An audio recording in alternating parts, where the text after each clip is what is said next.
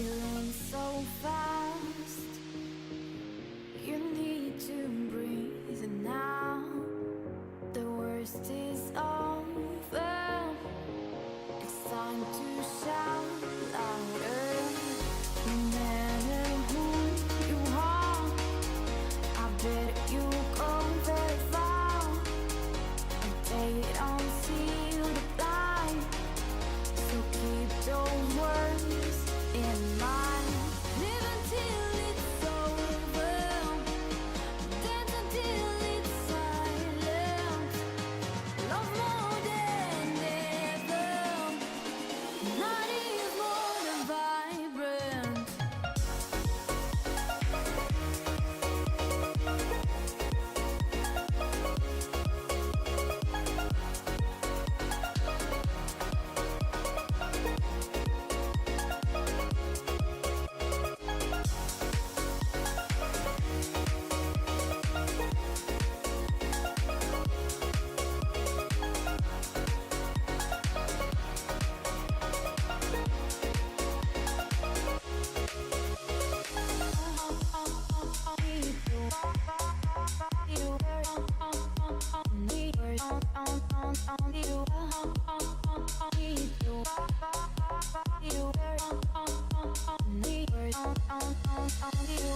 Love is not in the gun.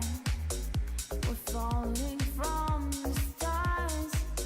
Change the world with a smile, and just come as you are. Live until it's over, dance until it's silent. Love more than ever, not is more than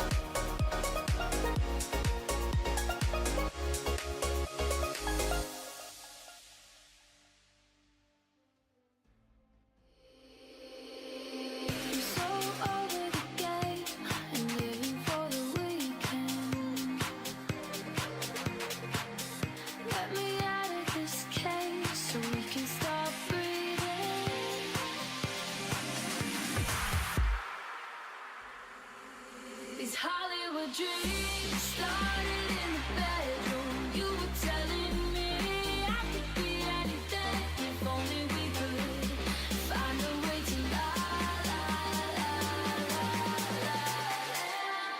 You and me, you and me.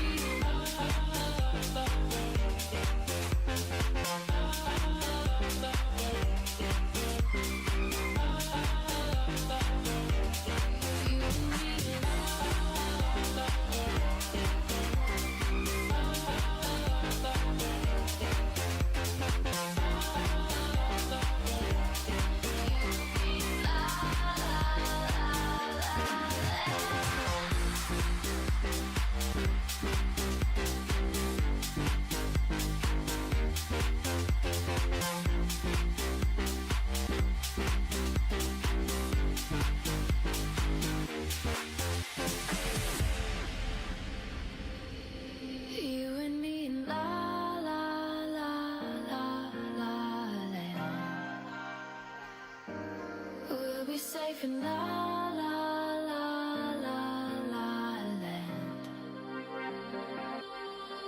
Ooh, if I feel like I'm talk about us, about us, about us. Ooh, fuck it, they don't know where it's at. Leave to California and never look back.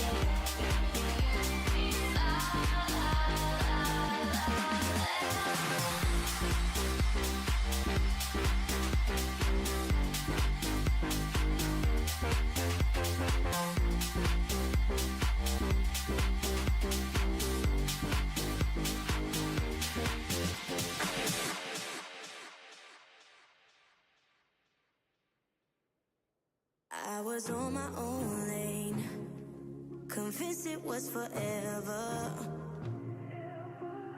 Knew that I was lonely, so long I can't remember.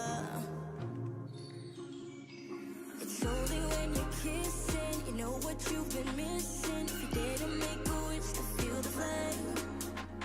It's only when you let go, climb over that rainbow, you can open up your heart, don't feel the change. I got lucky the day that I decided to give you my love.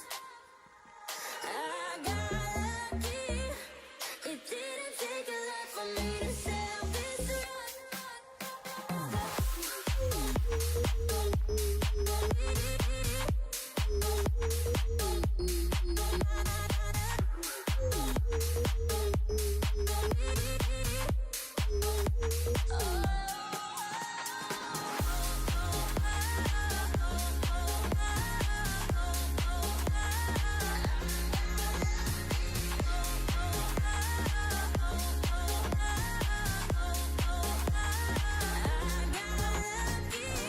Touch me, rest my heart around you, and when you give it all to me, you make me glad I found you. Oh, it's only when you're kissing, you know what you've been missing. If you didn't make a wish to feel the flame. It's only when you let go, climb over that rainbow, you can open up your heart, don't feel the change. The day that I decided to give you my love, I got lucky. It didn't take a lot for me to sell this run. The way that I feel, I can't control. I'm safe here, I'm sad, I just know. I got lucky. The day that I decided to give you my love, give you my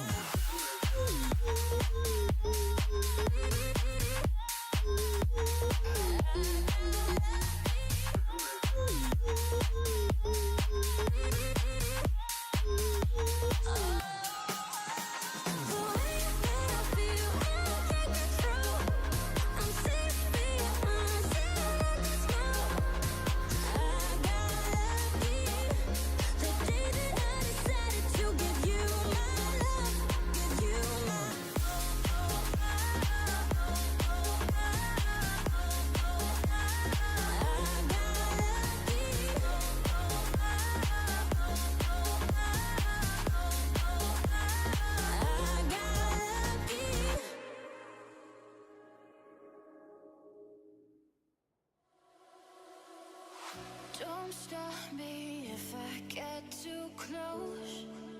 No, you got me on this heavy dose. Let me get under your skin. I know you want to let me in, so don't stop me when I get too close. No, so open your mind and take what you find. We won't be lying here forever. We'll never know how love comes and goes. We're meant to be right where we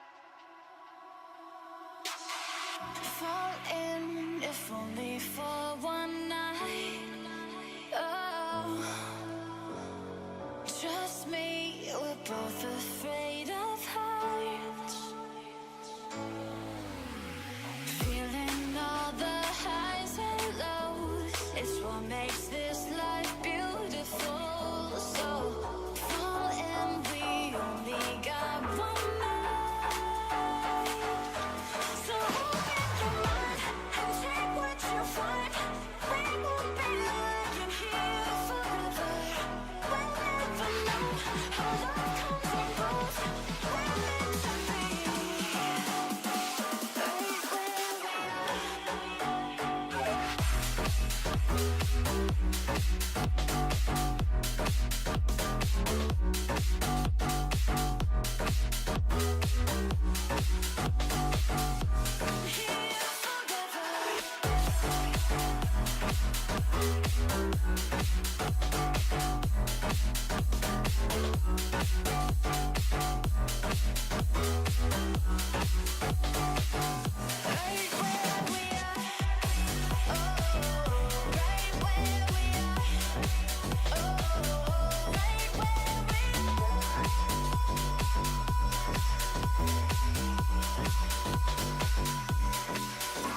we Alrighty, ladies and gentlemen, welcome. I apologize for the delay. There's been some issues so far. To start off, luckily it's just game one, but it is the qualifiers for Global Elite League Wingman Series, powered by Brawlfest here for the Oceanic region. We'll give you guys a quick rundown while this is happening. Again, do apologize. There has been some issues. One thing to note as well is the logos for this game are completely wrong. We'll get that fixed up going into game number 2. There are 6 games here today. And we have 3 seeded lobbies of roughly 33 teams. Well, there's meant to be 33 teams per lobby. That most likely won't be the case, as you generally have 1, 2, or 3 or so that don't actually show up. The 6 maps today, 2 will be on Miramar, which is what we're in right now. 2 on Erangel, and then 2 on Sarnok. 72 duos will then advance to stage number 2 here after the qualifiers today. That will be on the 25th of November, where we will have 2 lobbies being run with 36 duo teams in each. And at the end of the night, the bottom 4 from each of those will then be eliminated. 64 duos will then move on to stage number 3, which will be on the 27th of November. I think that date may... I'm confused here with those dates. The dates seem a little strange from what I've been given. But regardless, the way that works is stage 3, the 64 duos will once again be split into 2 lobbies of 32 teams and so forth until we get down to 52 duo teams for stage 4, which will be the final qualifying stage. The goal for that final stage will be to place into the top 20 in order to move into the finals. And of course, the finals day will be on the 5th of December. Time and date still to be confirmed, as the Angry Veterans Gaming has been eliminated. Zootable and, well, it's actually not them. It's just Zootable and Plotix 12. This will be streamed on GLL's channel as well for those finals, along with the other Wingman Series qualifiers. Finals from around the world, EU, North America, etc. will all be streamed around the same time for the finals for the top 20 teams that eventually make it there. So the process of this Wingman Series is essentially by elimination throughout all of the stages, making its way down to the final top 20 teams, which we've got roughly like 100 teams. So 80 teams will be pretty much cold by the time we get to the finals here for the Oceanic region.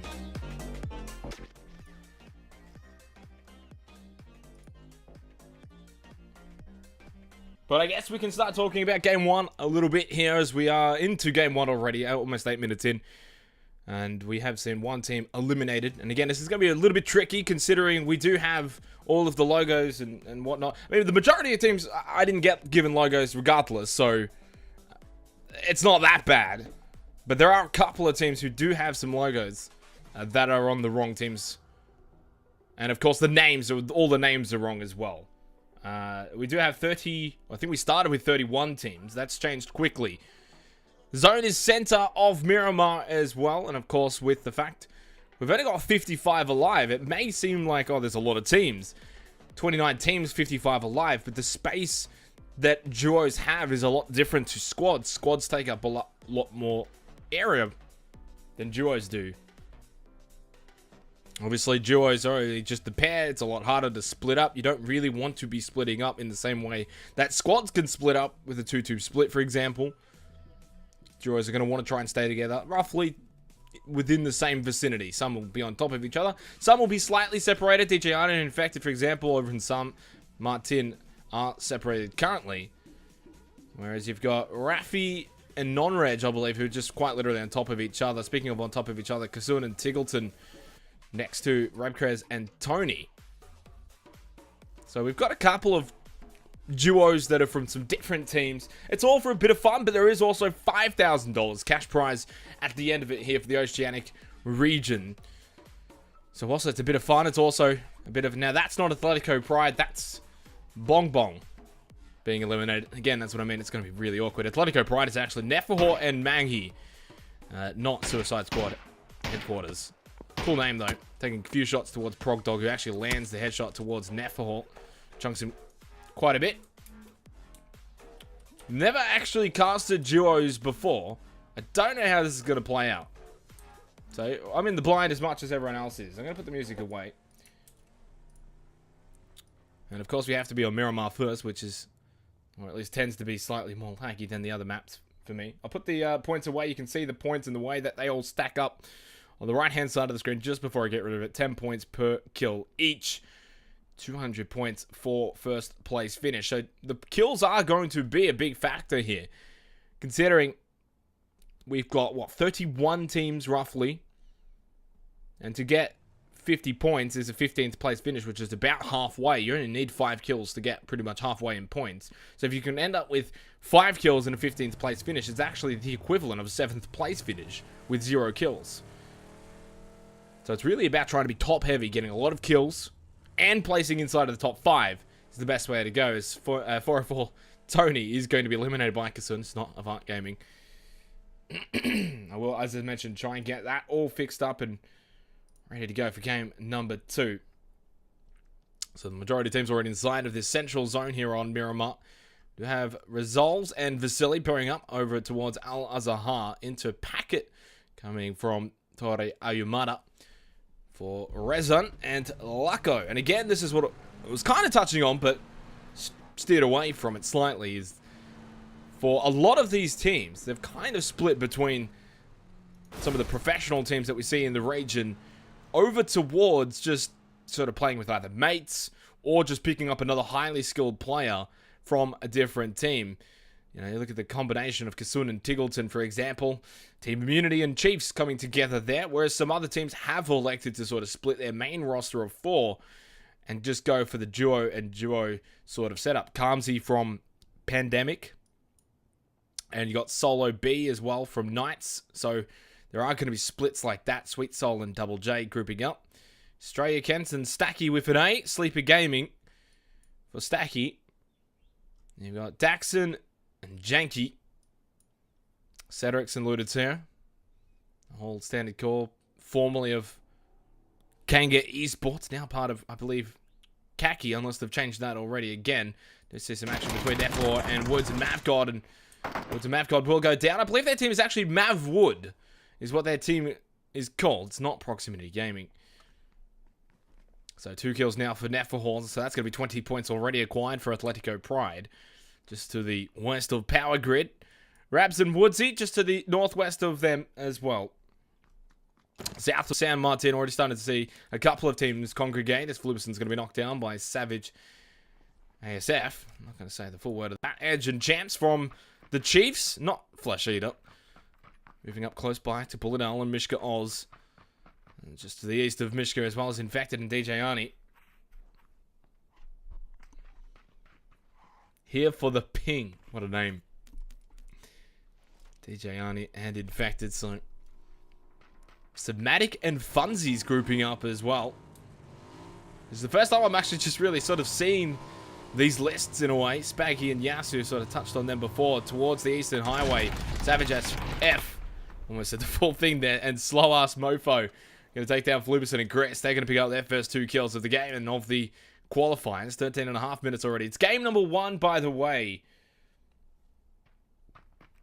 6 games here today for the qualifiers. And then I believe the other stages will be a combination of 4 games each day. Mav would fall into packet down to 24 teams as we started with 31. So 7 teams already have been eliminated. A lot of the teams congregating towards the mountain pass. Just to the east of Power Grid and north of Picado. No teams over towards Graveyard. So we have a couple of teams on the south side of the zone. With Spaggy and Yasu, Stray Kenson, Stacky, Double J, and Sweet Soul. All on the south side of this mountain peak at the moment, which may make it difficult for them to actually sort of make their way up the mountain. With already quite a few duo teams residing on top of the mountain already. 14.5 minutes gone. Not a lot of action happening. It is Miramar, for example. I do suspect, especially on Sanhok, that we will see a lot more action very early on in the proceedings. Erangel will be sort of a mix between, intermediate between the likes of Miramar and Sanhok. Miramar is just going to be slow, as it has been so far. Granted, there has been a bit more action compared to regular Miramar in a sense of, a 16-team competition. In this case, you've got 31 duo. There has been already 7 teams who have died early, but it is spaced out. It's going to be very difficult to find close quarter combat engagements. Most of it's going to be long range. You saw it just there with the knockdown from Rabs onto the rotating Resin and Lyco, and he gets unfortunately popped out of the vehicle and then subsequently finished off as Neffy. That would be a cool name actually for Maggie and Neffy. Nefahor and Mangi. Still just going to hold the western side of the zone, far away from everyone else. We do have slight combat here, though, in close quarters, and Jamson Edge will be eliminated by Bullet L. Double kill for Bullet. So Jamson Edge out early here in the proceedings, just 24th position. They will have 5 more games to make up for it. And for those who aren't sure, the lobbies, this is Lobby A. The lobbies do not change over the course of the day, of course. Everyone stays in their lobbies for the 6 games in total. As we play through the 3 maps today, 2 on each map. Phase 3 we go, and it is going to hard shift towards the eastern side, towards Graveyard. Does put the highway from Picado and San Martin inside of the center of the zone, which kind of splits the mountain pass on the western side and Graveyard on the eastern side. So may see some teams now elect towards heading to Graveyard. Yasu and Spacky could be one of those teams, I guess. They're already on that side of the zone as well. Cedrix and Ludatera just hanging below the mountain peak. Seeing for everyone who's going to come down. Dax and Janky going to have a couple of shots towards Infected and DJ Arnie. Spray with the M416 from Daxon, whose name always used to confuse me. It reads as if it's Daxney, but it's actually pronounced Daxon. As if the E and the N was actually the other way around. I do have word confirmation for that as well, but did confuse me the first time someone told me that. I had to ask him myself. Ducklips gets the headshot knocked down onto B2. Please tell me his partner is actually B1. Trying to find him. Where is he? No, it's just Taylor. Oh. Missed opportunity for B1 and B2 to combo here for the duos. As Vasily will confirm the kill onto B2. I wonder if Taylor's thinking what he's thinking, but I guess he wouldn't because he's not B1. 17.5 minutes down to game number 1. Nefahor and Mankin going to start to make their way past the power grid. Australia Kent's going to be knocked down, so is Non-Reg. I believe this is because Rafi and Non-Reg are sort of stuck in between a couple of teams now, just in this slight, tiny crater on the top end of this mountain pass. Smatic and Funzy's yet to find a kill yet. They are close by to Tiggleton and Kasun.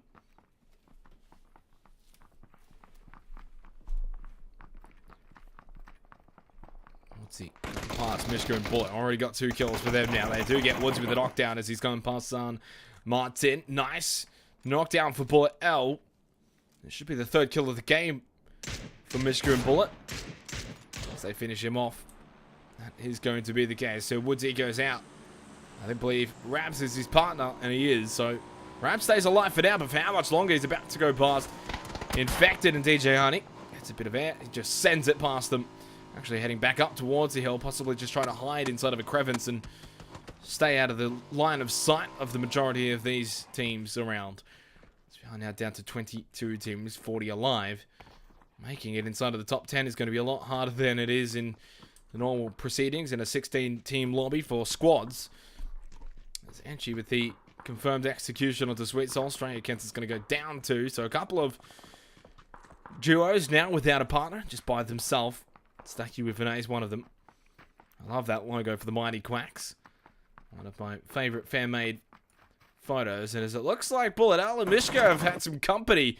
V Reggie and Mozart coming in from behind and surprising them, eliminating them in 22nd position. So for the 3 early kills for Mishka and Bullet Al, they do go out quite early. You look at this map and it just feels weird that there's actually 21 teams alive. Whereas this just looks like your standard lobby of about 12 or 13 so teams. Barb and Progdog. As I just watched Ducklips actually get knocked down from Kasun trying to steal this kill. SLR shot not going to be able to get it in time. Tiggleton lands the shot onto Bob's going to force him back. Gravity eliminated in 21st position. Well, it's not Gravity, but it's Taylor. Taylor and B2 now out of here.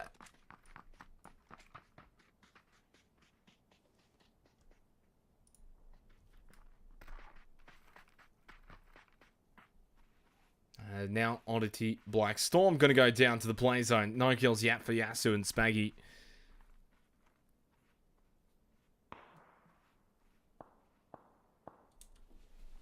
Hard shift down to the southeastern side of the zone. Graveyard now. I'm actually surprised, considering the phase 3 zone, that no teams elected to make their way towards Graveyard. It was an even split onto phase number 3 between the mountains and the eastern side around Graveyard. Obviously, teams are going to want a high ground position, but it's a 50-50 split. No real team actually wanted to elect to go towards Graveyard. That's going to change now, though. Spaggy and Yasu, just the south of Graveyard, have got the best position at the moment. Resolves on the move for Avant Gaming. As Vasily was eliminated earlier, Resolves now by himself as Maggie picks up the execution onto Gaft. Down to 18 teams, 31 alive at the 21-minute mark here of game number 1. Kamsi just trying to hold on here. Solid B has been knocked down. Smoke going to be thrown out. Kasun's going to move up. He's already got 3 of the 3 kills for Kasun and Tiggleton's duo team. Spray onto Kamsi's good, forces him back. This is about to be a 5-kill performance already for Kasun and Tiggleton. I'm not sure what their actual team name is. That'll be the end of Kamsi. He did get the knockdown to Tiggleton, but it is going to be for naught. Inside of the shack, Tiggleton can crawl, and Kasun will be able to get him up safely. No immediate pressure for Kasun and Tiggleton. Down to 17 teams as well now, so now running out of lives pretty quickly. And I guess even on a map like Miramar, when it gets to a point where there's just so many teams, so many people rotating, it is going to be hard to find areas that haven't just got 1 or 2 stragglers. Raffy knocked down, not the best place to pull up. Non-Reg at least able to fight back. Lands the headshot onto Somatic. Brings him down to 19 health, but I believe Raffy's just going to have to be left for dead here. As Non-Reg just will make his way out of the sightlines of Somatic and Funsies. Possibly actually go for a wraparound flank here. Just possibly catch them off guard, thinking that they're going to push for Raffy, but Somatic and Funsies just move back, grab their vehicle, they're going to get on the move. As Resident will go down. Andre just be given a lifeline here to go for the opportunity of the revival onto Raffy, but now he's taking shots from a distance away. Has to just get up in his pickup truck and get out of here. Nefhor eliminated. I believe that means Maggie stays alive now as the last one alive for Athletico Pride. They do still have 3 kills inside of the top 15, but the points don't really start to, I guess, reach a high amount until the top 10. They are really from about 15 to 31. There's not a major difference. The kills alone can really make a bigger impact. As Bob's going to be knocked down. Progdog follows shortly. Another 2 kills picked up for Tiggleton and Kasun, running right at the moment. Although I don't know where they are at the moment. Where they? There they are. Blind. 7 kills now. So that's 70 points already acquired for Kasun and Tiggleton. Down to 23.5 minutes. Down to just 13 teams, though. We are actually getting to a pretty low amount, all things considered, here on Miramar. 21 alive into the Phase 4 zone. It's a lot different to squads. Stacky now runs for it. Tiggleton trying to land the snipe, but as usual, whenever you actually observe these players, they don't land the shots, but when they aren't being observed, they love to land those beautiful long-range shots. As Daxon and Janky going to be able to get the execution onto Mozza. That's going to send them packing out in 13th position. 6 kills now. 3 apiece for Daxon and Janky. As Stacky was finally taken down by Tiggleton, as I mentioned, as soon as you leave them, they do get the kill. 11 teams remain, and these 11 teams are the ones who are going to pick up quite a few points now. Funzy's going to be carefully spotted. Somatic's already been knocked down. This may be an 11th position finish for Somatic and Funzies, as Daxon looks to make it 7 kills. Not going to get either of them, as Rabs and Mozza pick them apart. 11th position down to the final 10 teams. It has continued to shift towards Graveyard, towards Spaggy and Yasu, who have not been able to pick up many kills, and that's just due to the fact that everyone else has been on the western side of the previous zones towards the mountain ranges. And they've been just sitting on the eastern side getting hard-fed by this zone. They haven't really had too much to worry about. Daxter with a headshot onto DJ Arnie. Sodarex, Ludatio down to the south side, along with Enchi and Shui. Or Shuhei. Spaggy spotted down below. Shuhei. 25 minutes gone, and we're just down to 17 alive, which is interesting to see. And she's going to move forward. Maggie has been eliminated. 10th position for Atletico Pride, but they did rack up a lot of kills as well along the way. And of course, a reminder, it's not as if there's a whole range of teams that do get eliminated at the end of the day. I believe 72 total teams in it will advance in general. So the top 24 teams will advance after today's proceedings. So for example, our lobby here for Lobby 8, we've got 31 teams, which means only 7 actually get eliminated after today's proceedings. So you just have to make it into the top 24. Only 6 games as well. So for the teams that are essentially able to make a top 5, top 7 performance probably twice for the day, may just be enough in total. A chicken dinner plus a lot of kills as well. That done once with a few average placings may just also be enough. This 2 hands going to be knocked down. Cedric throws out a couple of smokes, moving into the next zone. And she's just trying to hold on here. As Janky and Daxon were both eliminated. Their high kill performance comes to an end in 9th position. DJ Arnie, the one who was able to get that execution. Cedric's now easy spray onto Anchi.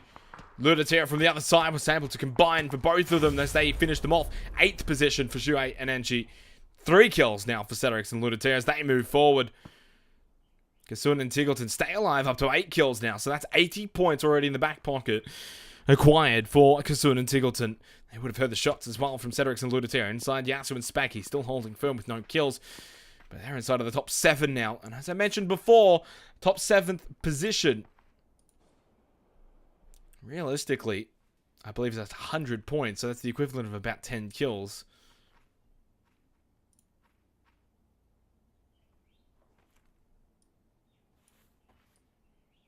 It's almost 27 minutes gone. Dejani was able to stay alive. 3 kills for them. This is where it may slow down slightly because of the fact that you've got multiple players who are just by themselves. Sugarman's not by himself. Simul actually showing up here. I love that glitch. But you got multiple players who are by themselves, such as Resolves, DJ Arnie. I guess I could just do this. This is probably easier at this point. Usually with 7 teams, it's usually too much. So Cedric and Ludatera still alive, along with Kasun, Tiggleton, Yasu and Spacky, Sugarman, and Simul are all still alive. So it's actually just DJ Arnie, Resolves, and Rabs that are the only singles that are still alive. So 4 teams of duos, 3 teams of solos. But really, in a solo team performance, in a duo team competition, a solo is really not that much of a burden compared to squads. A 1 versus 4 is a lot more difficult than it is for a 1 versus 2. But it does mean the game will slow down slightly. There's now phase 6 zone, minute and a half until the blue zone will restrict the previous zone. Then Gianni's going to get shot at, but Raps is going to be spotted by the rotating Kasuna Tiggleton now into the western side, trying to see what they can find as they move around. Specky and Yasu, of course, control the compounds in the center of this zone, but they are elevated, which means they can't see a whole lot around them, in fact. Especially from where Tiggleton and Kasuna, along with Ludatiro and Cedrix, Resolves just hiding in the ditch. Got a push as well from behind him as DJ Arnie now outside of the smoke. Has been spawned by Sugarman and Smule. We'll start to make a run for it up. Resolves may catch him though, as he's just down to the bottom right-hand corner of DJ Arnie's screen. Resolves can actually hear him running here. He's actually going to be spotted by Tiggleton and Kasun. Resolves at least takes out DJ Arnie in the first place. Means that he's into the top 5 for Avant Gaming. And actually, I think he gets out of the sightlines of Tiggleton and Kasun, but straight into Smule. I actually don't know how to say this guy's name. I might just call him Yule at this point. First kill of the game for them. Into the 4th. We're into the top 4 now. All of these teams have now got all their duos still alive. No solos running around now as they were all picked off. 29 minutes gone here for game number 1 of the night. Or I guess we should say it's like 4:30 here. Game number 1 of the day, really. Or of the afternoon. So no kills for Yasu and Spaggy, but if they can pick up a couple here with a chicken dinner, they'll be walking away from game number 1 quite content. Next zone shifting towards Sugarman's team. Tiggleton and Kasun's rotation has meant that they're actually right inside of the next zone on the western side. But all they can spot is just open area. No smoke grenades for Tiggleton, just the 3 for Kasun.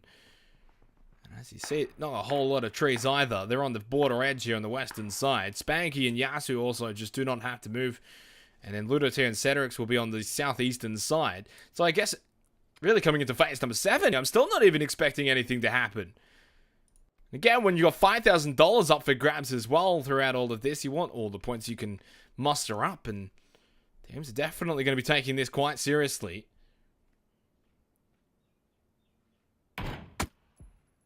Cedrix lands the tag onto Yule. I'll just bandage that one up. I'm sure he's got a couple of stims as well. Continued rotation from Tiggleton and Kasun though. And for Spaggy and Yasu, they're not even making an effort to find information besides just hearing shots. I feel like they can be the ones who are actually punished the most as soon as they come out. Cedrix, Ludotir, and Co are all just going to spot them as they come out. But it looks like Kasun and Tiggleton, who are already up to 9 kills already, looking to rotate towards Sugarman here. They may just catch them off guard if they slow this movement down. Don't make any noise as they come up from behind.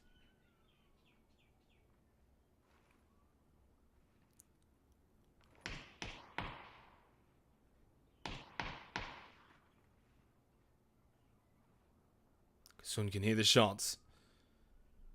Sugarman holding this angle though is aware that possibly someone has moved up or just playing it safe.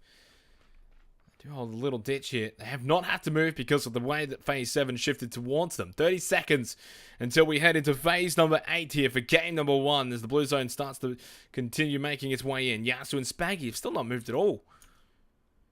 They've really gained no information here. I think they're playing this super safe. They must believe there's people inside of the other compound buildings that have possibly snuck in. It's Kasun does spot Sugarman. Smule just going to move his position. There's finally some shots were going to come out from Spaggy. He might have spotted Ludotir across the ridgeline. Next zone shifts towards Cedrix and Ludotir, which means Kasun and Tiggleton will have to make their way back down south for our final phase 8 zone here. Really not a lot has happened inside of the last 5 minutes.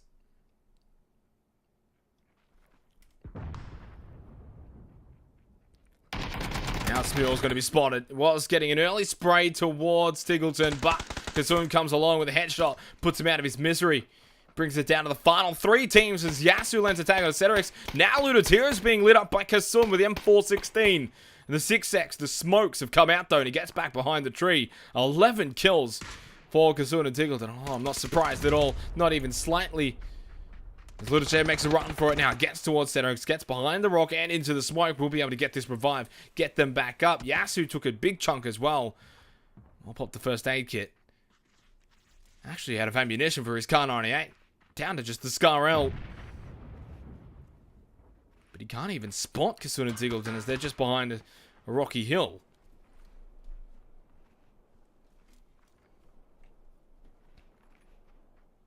44 more seconds until phase number 9. And of course, once phase 9 does commence, then It'll all just be about shrinking it down to that final little asterisk. This will be the last smoke grenade as well for Cedric's. Trying to hold it for as long as possible. Ludoterra trying to fight back towards Spaggy and Yasu now. They're the ones who are going to get comboed by both Spaggy, Yasu, and Tiggleton and Kisun from the northern side. Lands the headshot onto Yasu. That's going to at least take a bit of pressure off from Spaggy and Yasu.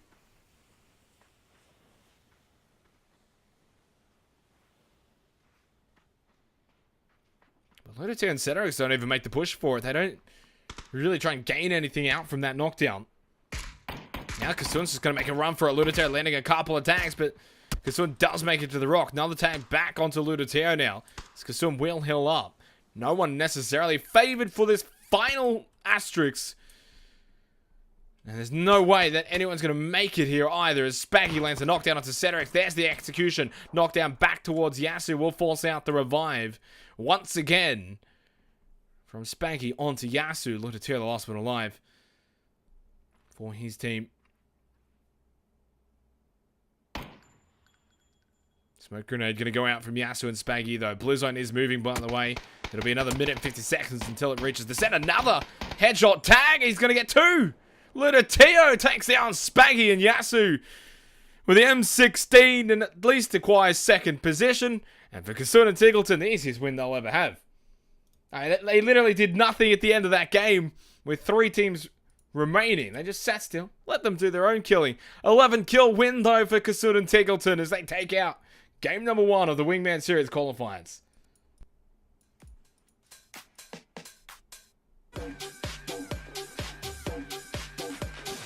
Five kill performance for Ludoterra and Cedric that at least acquires them second position. Spaggy with the 1 kill for their duo. Smule and Sugarman with 1 kill as well in 4th position. And in 5th position for Avant Gaming, Vasily and Results with the 3 kills. But one thing to note, I guess, from this game is not a lot of teams, besides Kisun and Tiggleton, really fragged out. There were a couple around 5 to 8 or so. But for the majority, it was 1 to 4 for the most part. We'll be back with game number 2, our second game of Miramar, after the break.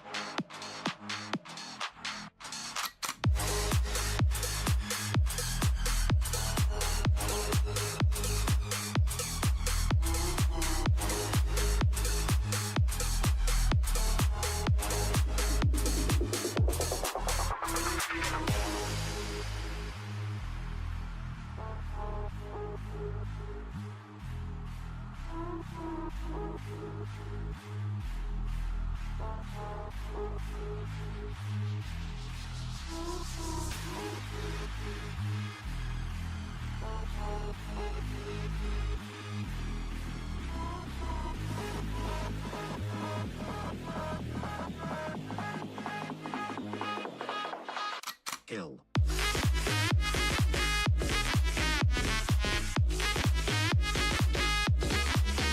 Switch.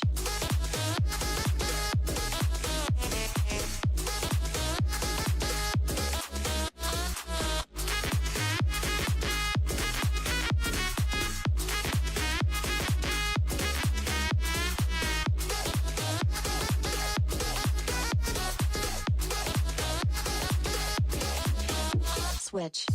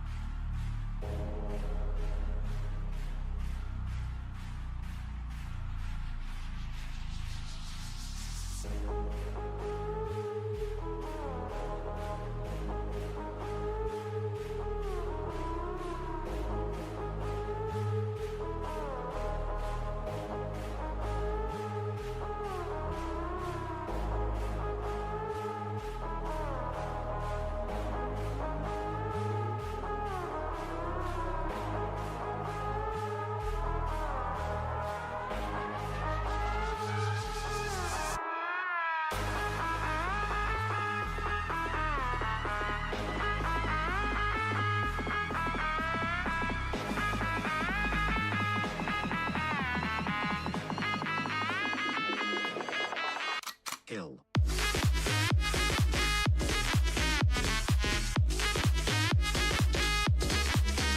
Switch.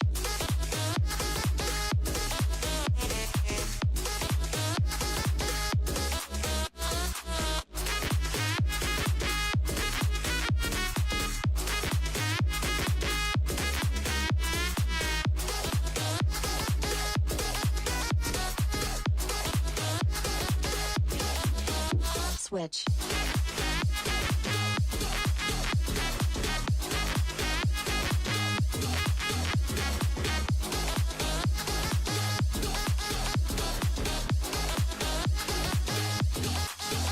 Kill.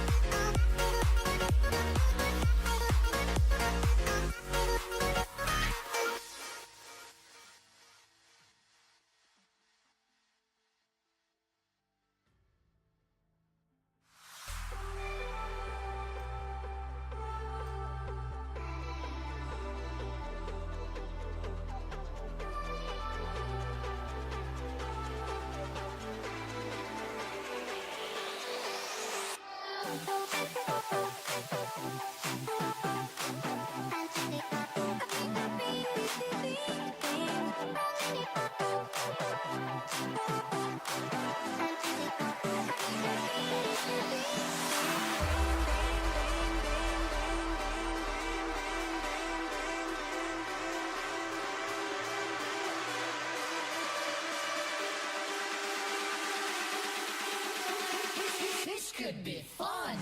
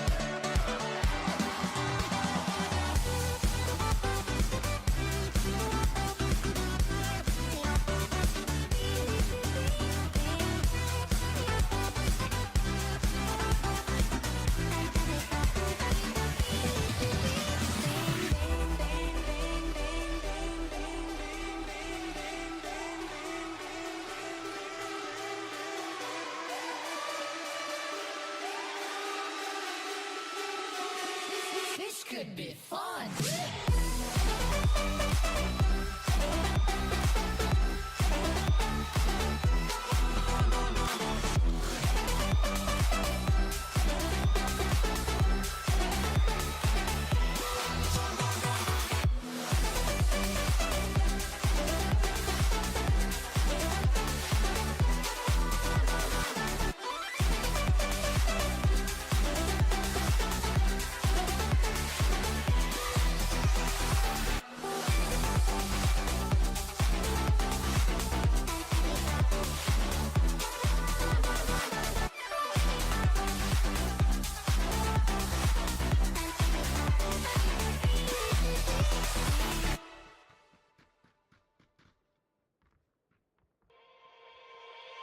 We don't sleep when the sun goes down.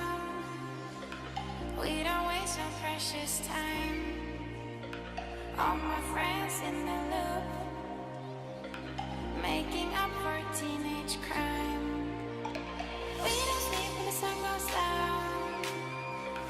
We don't waste no precious time. All my friends in the loop, making up for teenage crime.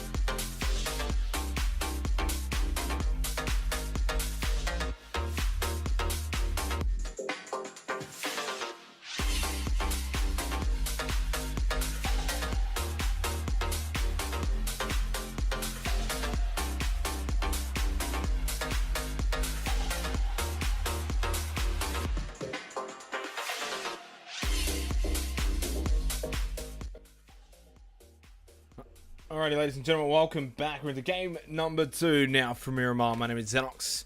I just want to say that I basically just got rid of all of the names and all of the logos here, so it's just numbers. Yep. It's better than having all of the names wrong. So Team 24 with double J underscore G, Sweet Souls, Nafahor is going to go down to Edge early on. We do have our zone towards the western side of Miramar, towards El Pozo.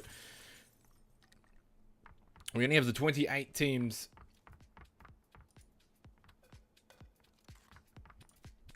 Yep. We have the 28 teams in this game. It seems as if a couple didn't quite make it in time. We are pretty strict with the times when the lobby will begin. Teams must adhere to that, of course. Over towards Los Leones, Team 1's with Spacky, Yasu, Team 2 with Tony and Rebquez. I mean, I'll be here all day if I go through every single team, but the majority of the teams are already inside of the zone already.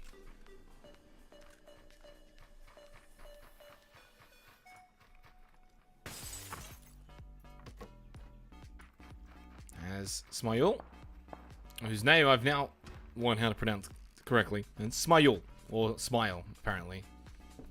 But I like Smayul. It's got a accent name to it, Sugarman, Smayul. Just sounds awesome. Vasily was taking a few shots towards him, but he'll have none of that because he hasn't really got much anyway. For Lyco and Resident, currently at Alpozo, they can loot as much as they desire currently. La Cabrera for Team 6, Taylor and B2, Somatic and Funsies hanging around La Cabrera as well. Botics 12 and Zootable to the south of Crater Fields, which actually has crate drop inside of the Crater Fields already. It's actually a double crate drop, one on top of the power plant crater as well.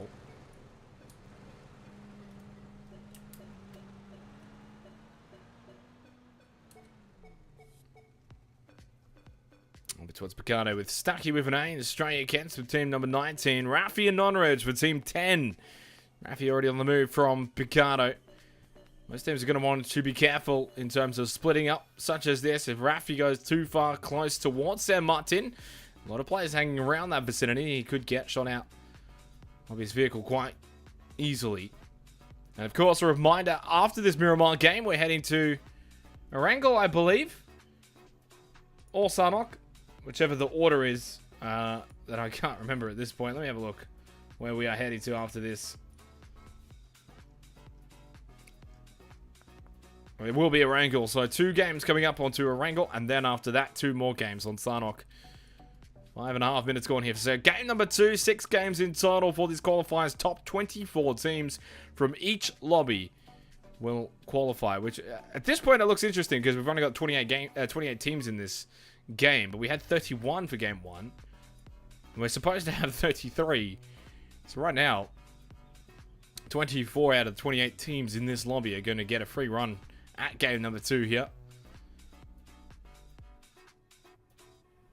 Actually, Rabs and Woodsy all the way down in prison in Minas del Sur on the southern island. Sugarman's going to be knocked down. And this is where separation is going to be proving to be the pivotal aspect for the duos.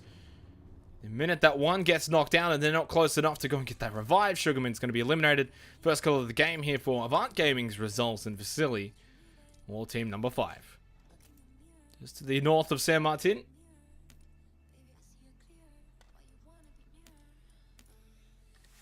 That's for Tiggleton and Kazun. Team 13, not Paradox Gaming, of course, but they took out game number 1. An 11 kill performance as well to go with that, and that's going to prove to be a lot of points already acquired for them. With only 5 more games to play, and only necessarily needing to make top 24, one more decent performance and they're probably done already. And considering we've got so many teams, there's bound to be a couple of teams that are going to prefer playing on certain other maps. You'll have, I'm sure there'll be a couple of duos that can't wait for the Sarnok games in comparison to Erangel and Miramar. Maps that are generally not played that often for duos. Whereas Sarnok seems to be that sort of hot drop map in a sense where teams who just want to run around and have some fun as a duo or as a solo tend to play on Sarnok.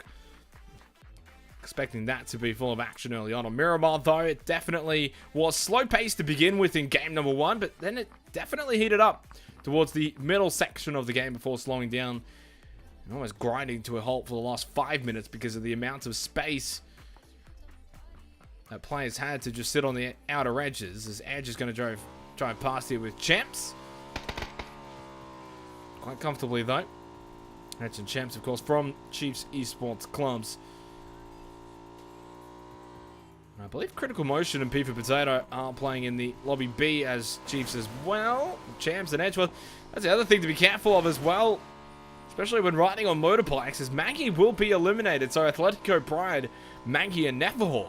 First team eliminated here in game number 2. Shots towards Raffy coming from Tiggleton and Kasun. Raffy's going to be knocked down.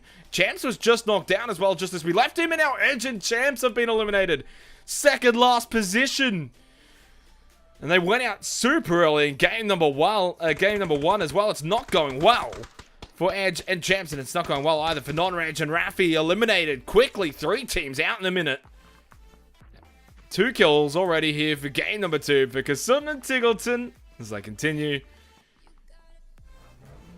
They're up to 13 kills straight now without being eliminated. We'll see how long that could go if they can win this game and both stay alive. And how many kills they could rack up. As I mentioned, they could already be qualified with 4 games to go. And Kasun and Tiggleton, absolutely top fragging material in terms of the best in the region. They are up there. And you put them both together, of course, one from Immunity and one from the Chiefs. Provides a formidable duo. 25 teams now, started with 28 here for game number 2. 48 alive here on Miramar. And it will be our final game of Miramar for the evening. Before heading to Erangel. Get the dust out of the shoes as well. Next plane drop coming in with the crate.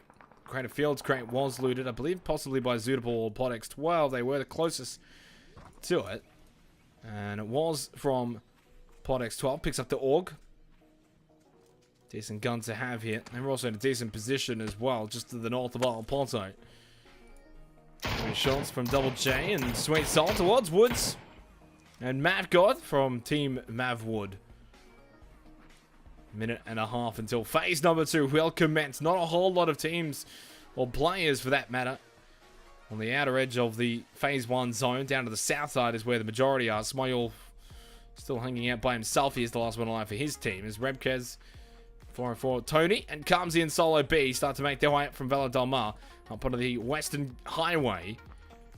Which, if they continue up that trajectory, they are completely out into the open for the entire highway all the way up to El Pozo. Not many teams on the western side of the zone. In fact, there's none really. Most are on the eastern side, or they're already into the center of the zone.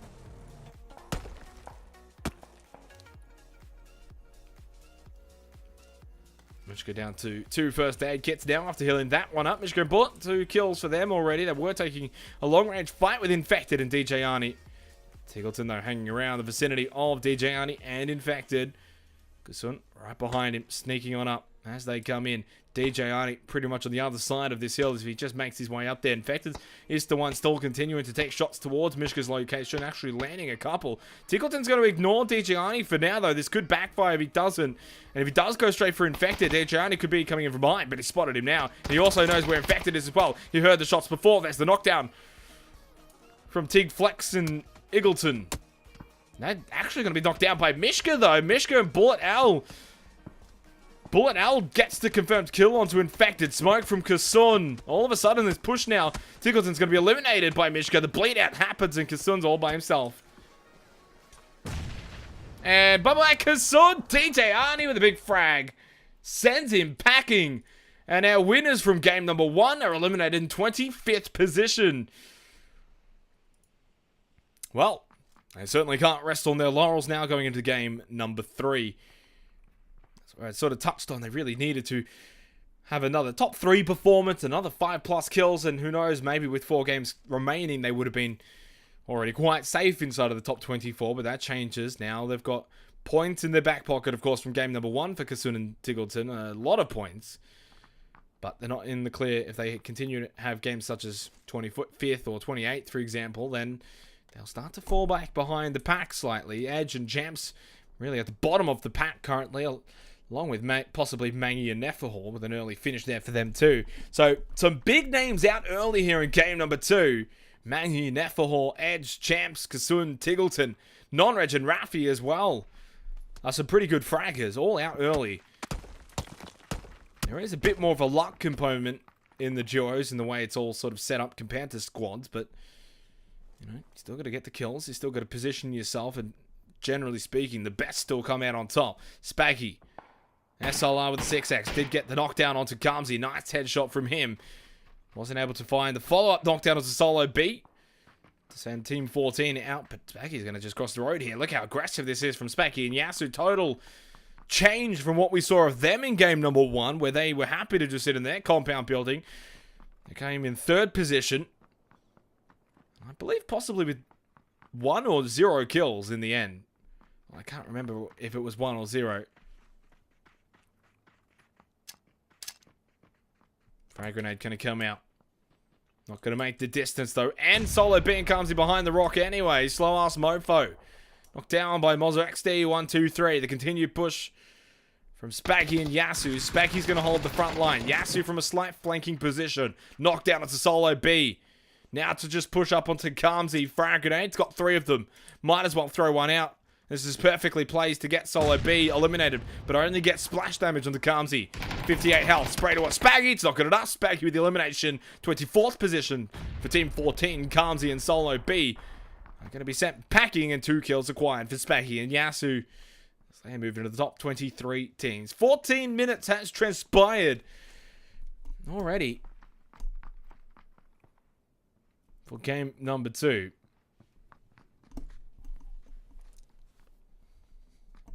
So down to 23 teams, 41 alive. We started with 28 though in game number 2 here. Down to the south side, just near Power Grid, knocked down onto Shuei. And she's just going to run past. Stacky with an 8, confirming the kill. Shuei against a little bit behind Stacky. But then she's already got the move on, got the understanding of the situation. Is just going to try and run as far as he possibly can. Does have supplies, he's ready to go for some late game battling, but don't want to take the 1 versus 2 this early on.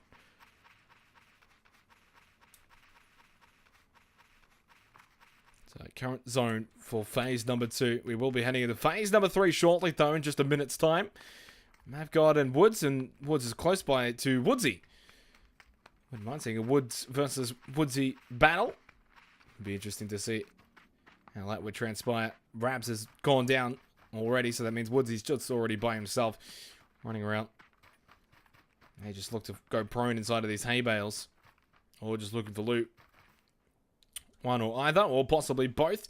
Results with the knockdown into the packet. Tonk 4, leaving a lot of your head exposed for Resolves to take it off, and it's a player you don't want to leave it exposed to, as you will confirm into packet. Tonk 4 is going to go for the heal. Pops the first aid kit. Actually, no, pops the med kit. Fortunate enough to have the med kit. Now puts him back up to 100 health. Looking to continue to take this exchange with Resolves, but you can see the split with Resolves and Vasily. I was going to say, if Resolves got knocked down, he would have been eliminated as well. Look at the split from Resolves and Vasily. It's an incredible split for the duo pair. Resolves is single-handedly 1 versus 2. Confirms the 2. 3 kills now for Avant Gaming.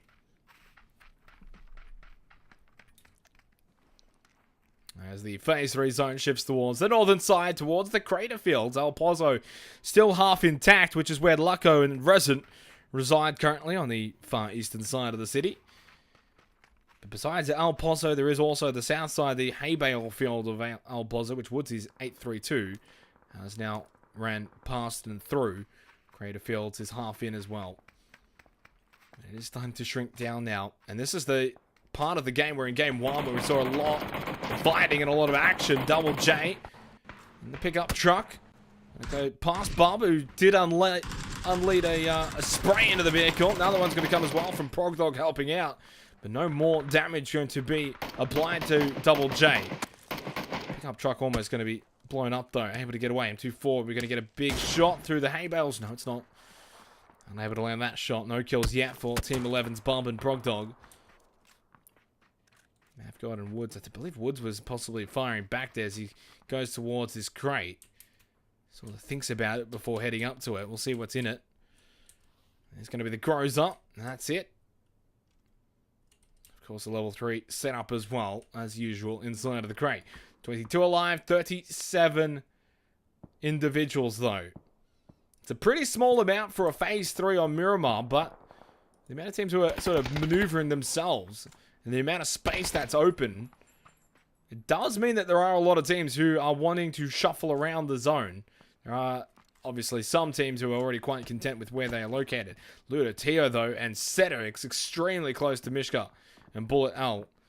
Smail is going to go down in 22nd position. Was finally found after staying alive as a solo for a little while, a couple of minutes. But is taken at the 18-minute mark. Ludatio just wall climbing freely currently, but Bullet L might be close by, but is completely below. Mishka was spotted by Cedrix, was a lot closer and a lot more out into the open.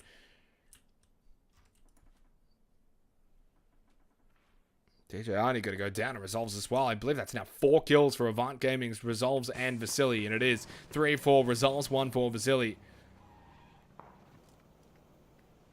As Enchi goes down, we are into the top 20 teams now, 19 remaining. Long-range encounter from Yasu and Lucko. He's got this, hasn't he? Whoa. Something landed onto Lucko, though. Got chunked down a half health, and it might have come from Bob and Progdog. The shots were heard from Yasu and Spaggy from behind. They know they're pushing in. I think they landed a shot onto Spaggy. They're going to throw out a long-range frag grenade. Not going to make the distance. Bullet L was finally spotted. Did get the knock onto Ludatio, but he does fall in 19th position for Bullet and Mishka.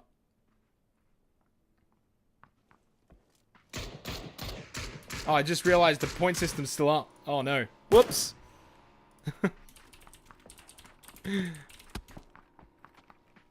Thank you, Juice Newton, for making the I had no idea that was still up.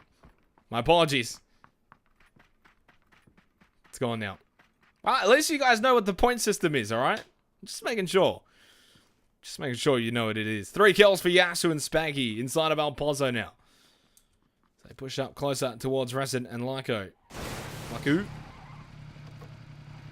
going to hit into phase number 4 and it actually completely hard shifts towards El Pozo. And I think this is going to drive this game into the long, long reaches because there's going to be so many teams that are going to want to just house up inside of El Pozo, not make too many movements. Of course, getting here, though, is going to be the question. So I think for phase number 4, I'm hoping to see a lot of exchanges here earlier on as Stacky with an A and Strayakins also go down to Ludatio and Cedrix. 5 kills for Team 30 now. Savage goes down as well in 17th position for Team 26, down to 16 teams. By the time that Phase 5 begins, I'd estimate we should be around 12 teams or so, maybe even lower than that. Kinex moves in. Do have a couple of teams who have got some solos, though. Kinex is by himself. I think actually he's the only one, so 626 is also by himself for Team 7. So just the 2 solos currently out of the 16 teams alive. Cedric and Ludatio, though, got a long distance through, traverse towards El Pozo. Towards this open area they're going to have to cross. They do have smoke grenades, though, ready to go. But Vasily's position right now completely spotting them up onto the mountain reaches. Just have to land these shots with the Mini 14. Does have the 8X as well to help out. Still going to be hard shots to land. Pulls it up. Lands 2 shot. Double tap. Knocks down Ludatio. They do still have 2 minutes to make their way into the next zone, but Ludatio and Cedrix, as I mentioned, out in the open as they cross down towards El Pozo. Podex 12 and Zootable onto the north side. Wow, 626.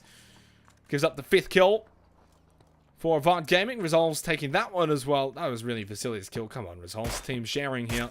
5 kills, though, into the top 15 as we go here for game number 2. And this is where the points will start to stack up.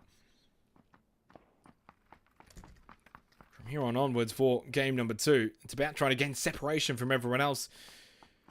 Trying to reach top 24 by the end of the 6 games today. To head into next week's games as well.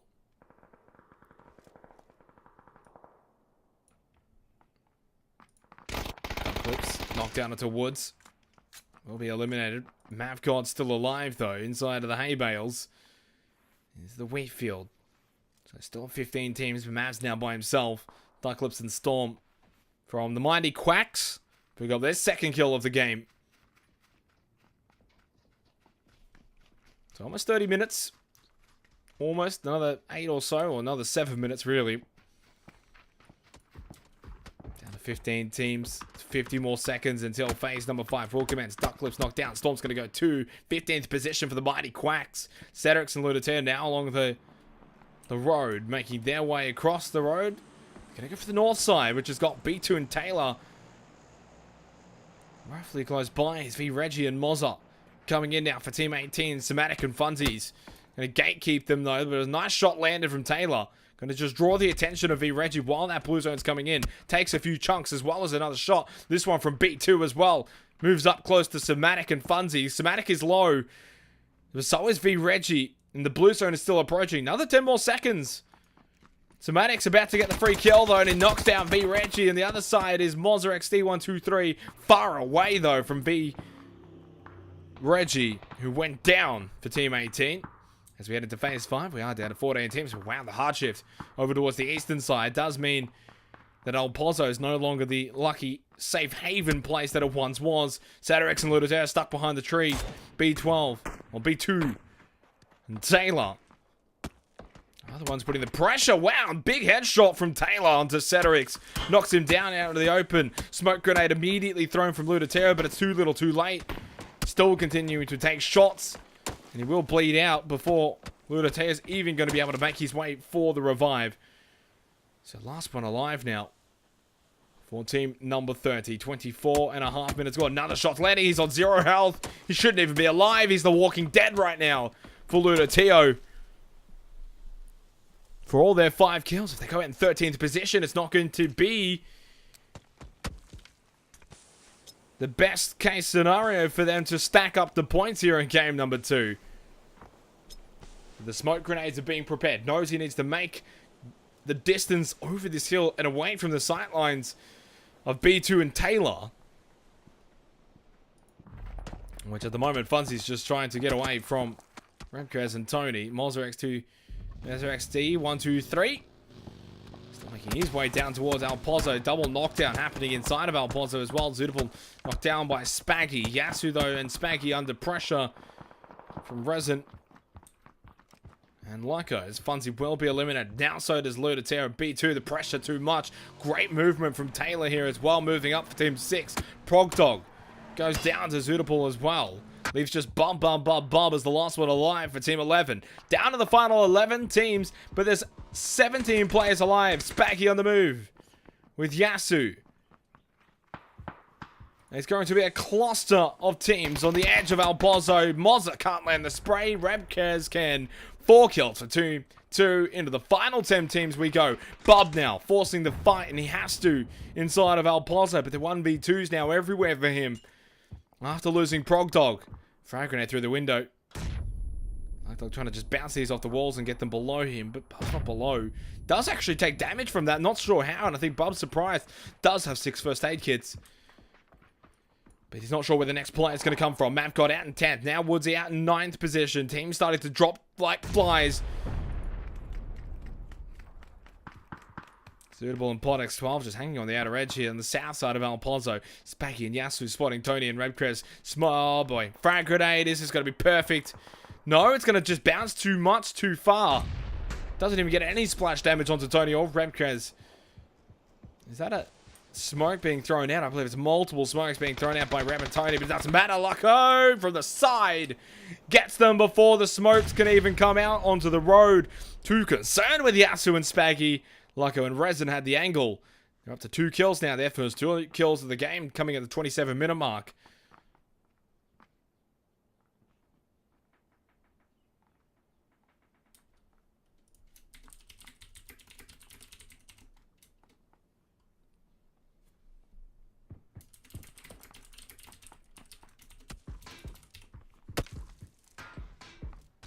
So 27 minutes gone. Vasilian results now up to 7 kills.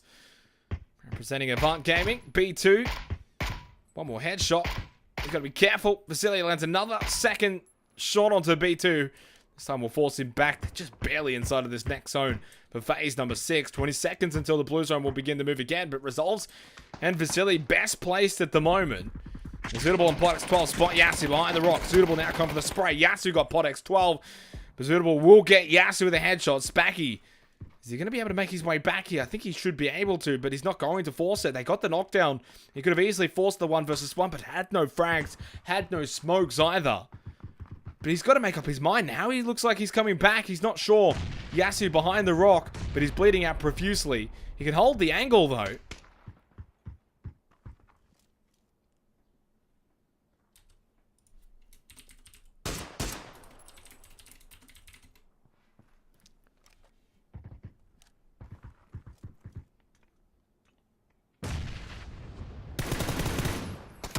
With a knockdown to Lyco, but Resin was there, and that's the power of having 2 versus 1. 3 kills now for Team 21. They will still have 2 alive. 6 teams, 10 alive. I think Keen X, who's done a decent job actually for Team 4 of being the solo player for a very large portion of this game. As Taylor and B2 actually get to a massive deflate here. This is huge. Inside of this zone, this deflate cuts off everything. Pot X12 with the AUG now sprayed towards Resin. That's the silencer too. Suitable's going to get the confirmed kill. 6th position for Resin. The Suitable was knocked down by Resolves. Not much Pot X12 can do. Resolves from above. Sends them packing in 5th position. 9 kills now for Resolves and Vasily. Replicating what we saw from Kasun and Tiggleton in game 1. Now doing it for themselves here in game number 2. Bob and Keen X, the last 2 alive for their respective teams. No kills for Bob and no kills for Keen X as well. Both inside of the phase 6 zone. Phase 7 we go. And it does shift down south. And it does keep Taylor's defilade position intact here, which gives them a huge opportunity against Vasily and Resolves, who need to come out of this warehouse. They need to come down and come across and meet Taylor and B2 head on. Taylor really should be able to have the advantage now, as well as the fact that Bub and Keen X need to also make their way out of El Pozo. Make their way down as well. 30 minutes has transpired here for game number 2. For the Wingman Series 5 duos. $5,000 up for grabs. Of course, the qualifiers today. Top 24 go through to next week's games. 3 lobbies running with an average of 30 teams for each lobby. Vasily knocked down and Resolves has already left him behind. Bob with the knockdown. Now Resolves may go down. This may be a 4th place finish. There's nothing he can do. He's out into the open on the road and Taylor will confirm it. 4th for Avant Gaming. And they will miss out on a large chunk of kills now. Taylor and B2 for Team 6 are on the verge of taking this game out now. Just 2 singles to deal with in Bub and Keen X. Bub spotted by Keen X, still into the warehouse. Just sprays back now. 33 health for Bub. Nice spray, but it's B2 with a 3rd party from behind. And it's a 1 versus 2. Keen X has done a solo Mission Impossible job to get 2nd position for Team 4. But such is the case. It's just a 1 versus 2. It's not out of the ordinary to see a 1 versus 2 transpire. In a competitive game, Taylor and B2 need to be careful. Taylor's going to spot him first, though. And he's out into the open. He's on the road. It's easy as you've done it. Taylor with a headshot kill.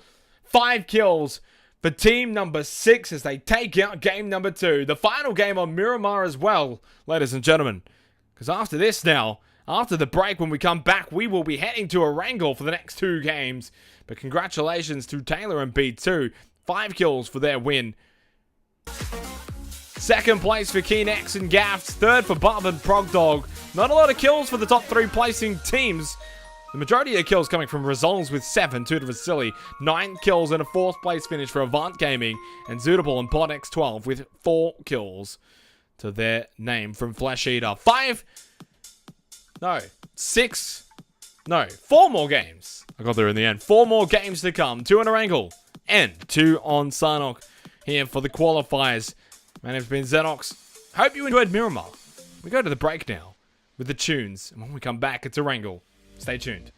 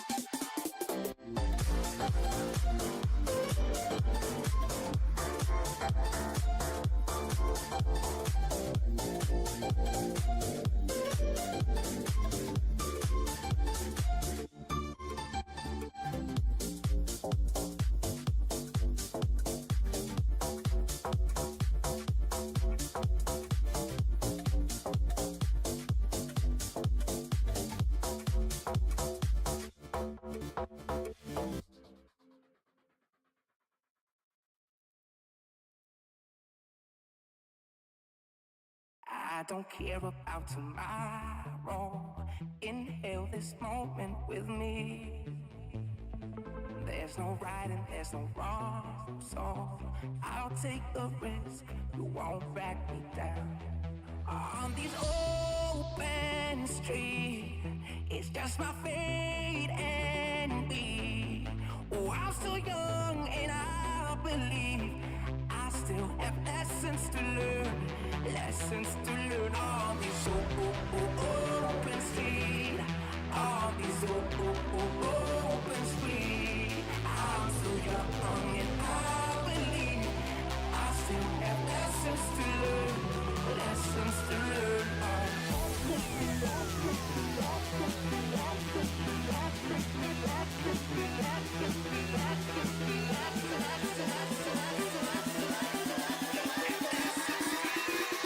Lessons to learn.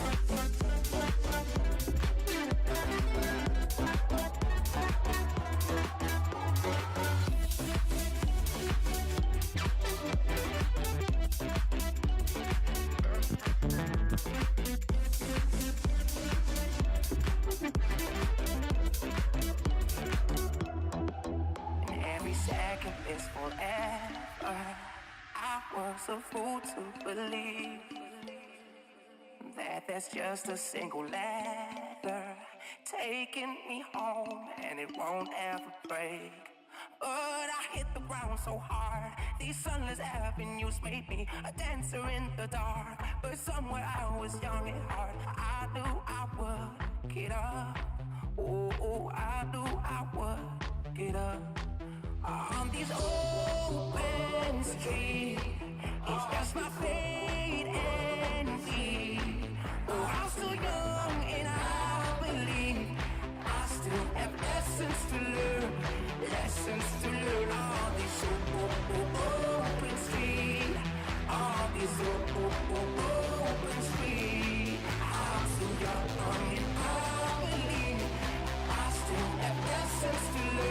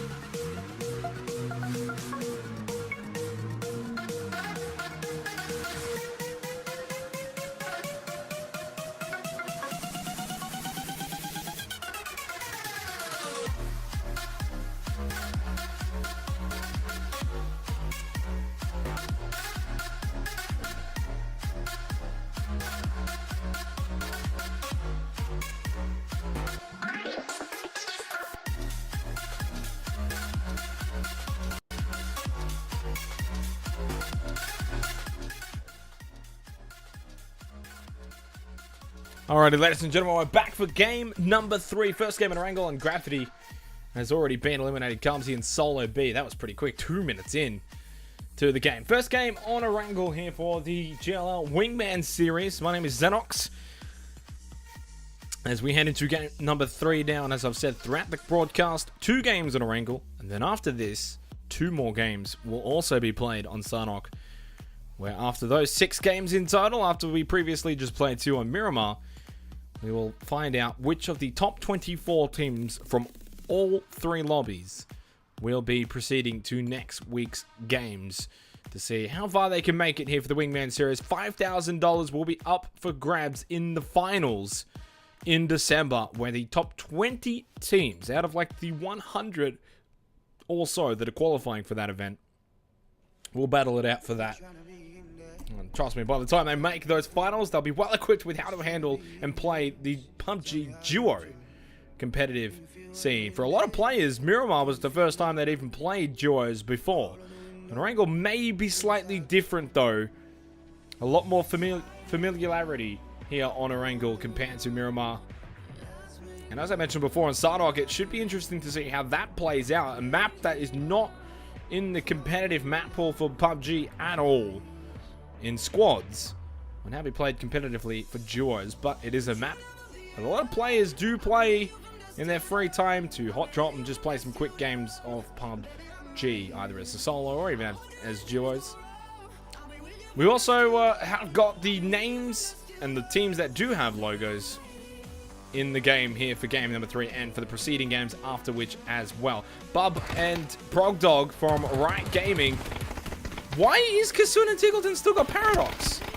Well, regardless, Tiggleton's going to be knocked down. Kasun, if he gets knocked down here, it's going to be a second last place finish. Again, for Tiggleton and Kasun. Progdog was knocked down. Tiggleton finished off. I don't know why they got Paradox. Either they're in the wrong slot or something's going on here.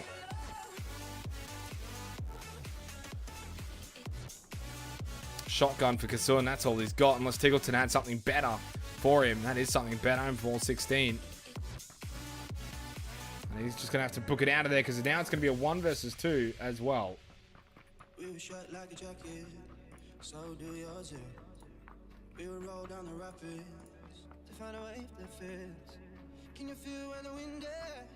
Can you feel it through all of the windows inside this room? I wanna touch you, baby. I wanna feel you too. I wanna see the sunrise and your sins, just me and you. Light it up, on the run. Let's make love tonight. But you'll never be alone. I'll be with you from dusk till dawn. I'll be with you from dusk till dawn. Baby, I'm right here. I'll hold you in the. I'll be with you from. Yeah, I got no idea why that Paradox is there. It's not even on the list. Shouldn't even be here. I don't know. I'm so confused. It's been a weird day. I hope the rest are right.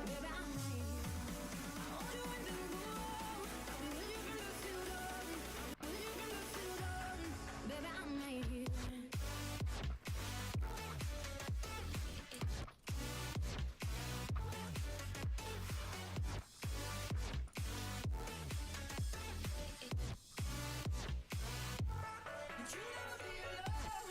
Well, I think the majority are right, though, especially when you've got Edge and Champs from Chiefs Esports Club, who have struggled throughout the duos so far, especially on Miramar. How they'll go on Erangel will be interesting to see if they can improve for the final 4 games of the day, because if they don't start to improve, they could be one of the teams eliminated in the qualifiers already. A duo I would have expected to go out that early. Keen X, who did such an amazing job, solo job in last game, goes out in 28th position. Somatic and Funsies for Funmatic pick up their first kill of the game. Lovely name. Reggie and Mozza for Critical's Kids.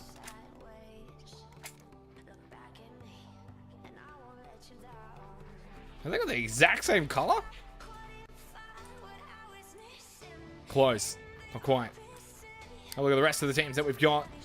A couple of teams on the eastern coastal line of Erangel. No team on Sosnovka Island, though. We have Tony and Ramp over towards Primorsk. Bong Bong at Ferry Pier. And the split with his teammate Annan for Suicide Squad headquarters. It looks like he's in the Suicide Squad headquarters currently. Over in Pachinki, we've got Mavwood for Mavgod and Woods. And towards Potato Hill, it's Danky. I love these combination of names for the team names. Flex Gang for Chris and Flubison. Slow Ass, Mofo, and Savage for Angry Veterans Gaming. For Flesh Eater, Podix 12 and Suitable, of course. And for Toxic, it's Stacky with an A and Straight Against. For Avant Gaming, Vasily and Results representing the organization here for the Wingman series. Team number 17, Tonky Wonky for Tonkin into Packet. Just near Shelter currently. Down to Milter, it's DJ Arnie infected for Vegan Infection. Going past him with Ludite and Ceterex for Accelerate Gaming.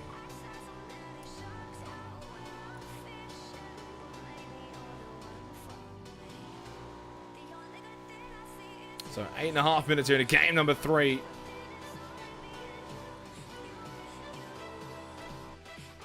Pure Esports for Resident and Loco. Ludite and Ceterex going to actually come through Sosnovka Island, which will work out well for them. Not working out well though for Brogdog. Goes down to Spaggy for Riot Gaming. Bub not even going to contest the 1 versus 2 with Skins EQL skill. Or Skins equal skill. I don't know why I didn't pick that one up. Spanky and Yasu now to 3 kills. They've been doing quite well throughout the duo so far.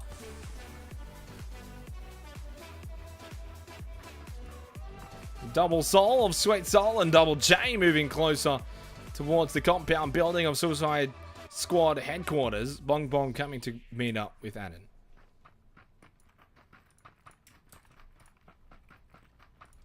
Mishka's going to go down to Sugarman. This is all happening near Stalba for Bulletschka. What?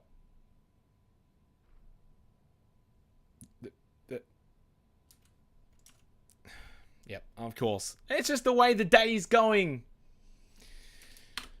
For poor old Xenox, it's just the way the day is going. Yeah. Not my day today at all. First crash of the day, unfortunately. Apparently it even happens in Duos. I don't even know. I wasn't even lagging. It just decided, nope. No, we want to crash here. We want to crash. Feels bad, man.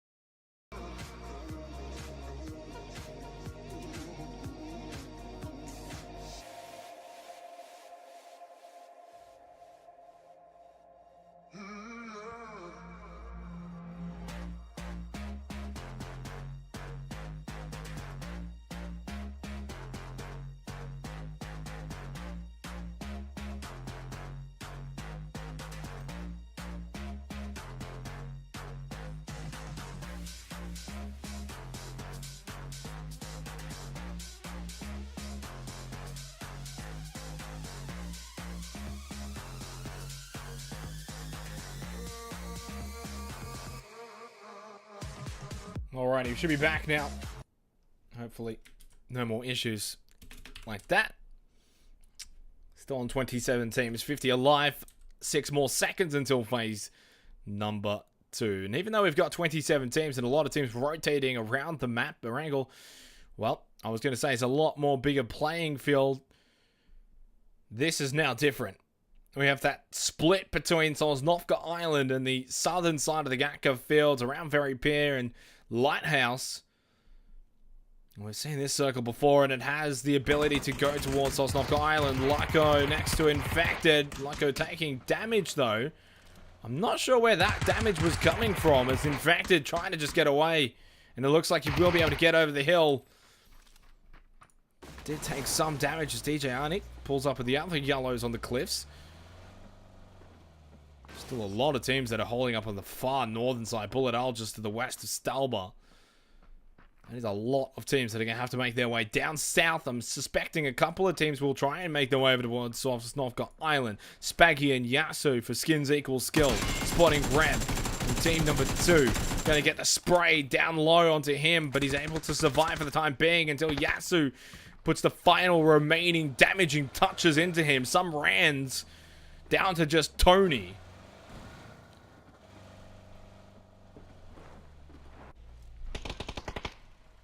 As Vasily is going to be taken down by Interpacket. Resolves. Last one alive for Avant Gaming. And so far it's been proving quite difficult for even the top players and the top teams to be consistent in these duos. Avant Gaming's Resolves and Vasily fragging out in game number 2. But down to just Resolves now and only 0 kills. Tries to pop the tires of the motorcycle. Does so.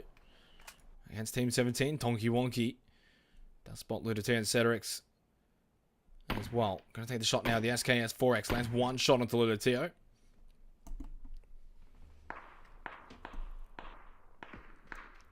Double J and Sweet Soul actually spotting Resolves as well now.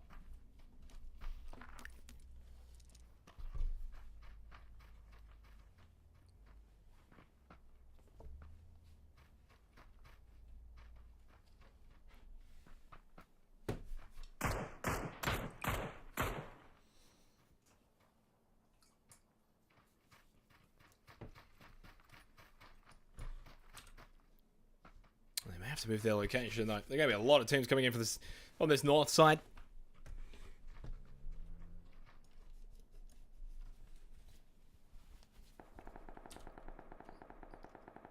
TJ Arnie does get Lunko. Now the rest just the last one alive here in the yellows. So it makes it a 1 versus 1 because Infected actually swimming for Sosnovka Island currently for Vegan Infection. All sitting on the cliffs now, just trying to stay away. Stay alive. As Raffia and Nonreds for Archaic do make their way to Sosnovka Island. That's the full zone. A couple of teams onto the western side for Funmatic. P2 and Taylor for... Do I have 2 people called Accelerate Gaming?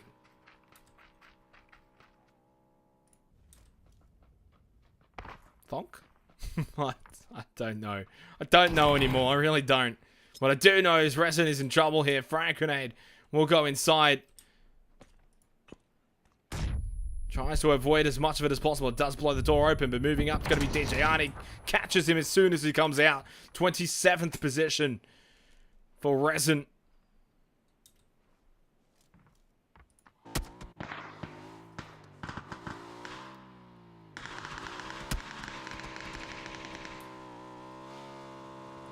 Yeah, I do have 2. Why? How do I manage this? I literally don't know what's going on.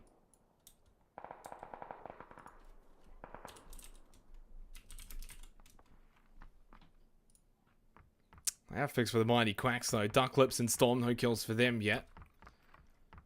Going on the far northern side for Angry Veterans Gaming, Savage and Slow Ass as they make their way into this Phase 2 zone. Only 16 more seconds though until Phase number 3 and we find out if we are going to be heading to Sosnovka Island, and it has to do so now. Because Phase 4 will bring about the land ratio setting.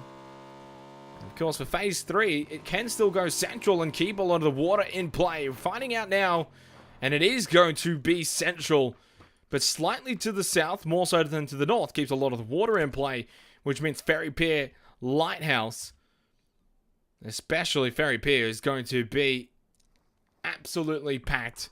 As players will start to congregate towards the area. Sugarman and Smile go down to Stacky with an A. 26th position for Avoid Gaming. And of course, no reason to be on Sosnovka Island anymore now, as that's got no space at all for phase number 4 to shift to.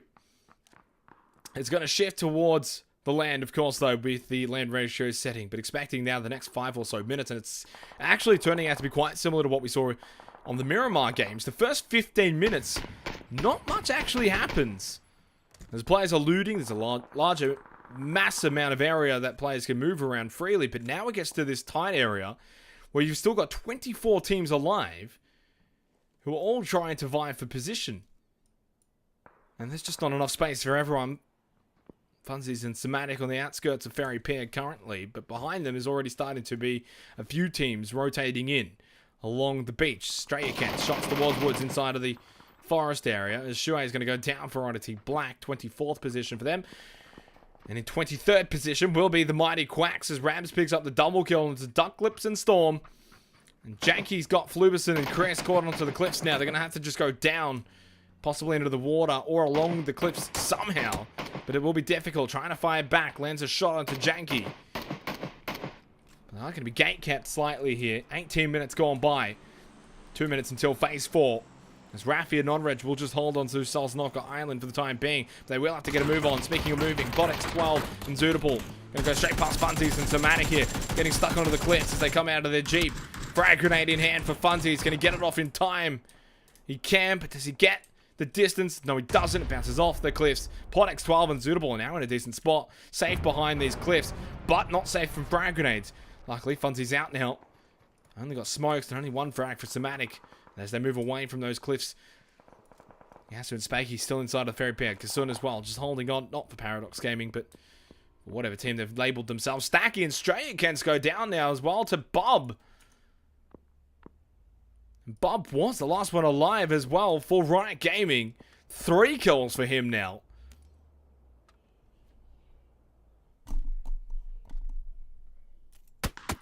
And he's been spotted by Reggie for Critical Kids. 3 total kills for them. Down to 20 teams, but in the last 2 minutes or so, we've lost good 6 or 7 teams. Resolves on top of Lighthouse. Not going to be looking for too many kills this game for Resolves. It's just the last one alive.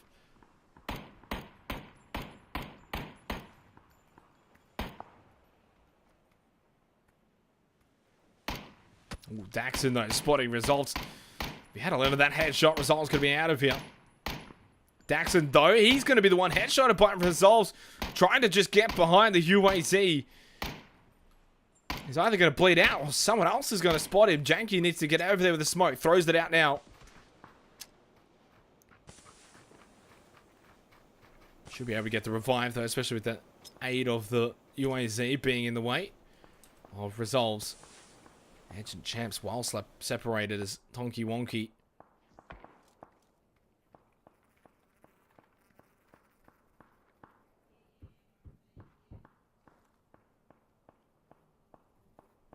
So 20 minutes has transpired now for game number 3. I think a smoke was actually thrown out for Edge to try and make it across here as Double Soul. Apparently Flex Gang is meant to beat Tiggleton's team. That makes a lot more sense than Chris and Flubison. So 20.5 minutes. Edge still just making this run for it now, but he's getting shot at by like 3 different teams, 3 different players. One of them is his Resolves as well. Not DJ Arnie. I didn't click on him. Edge will be knocked down. Wasn't able to make it across to Champs. This is still currently for game number 3, lining up to be the best place finish for the Chiefs. The first time inside of the top 20 in all of our 3 games so far. And there is phase 4, as I mentioned. It only had 1 area to go.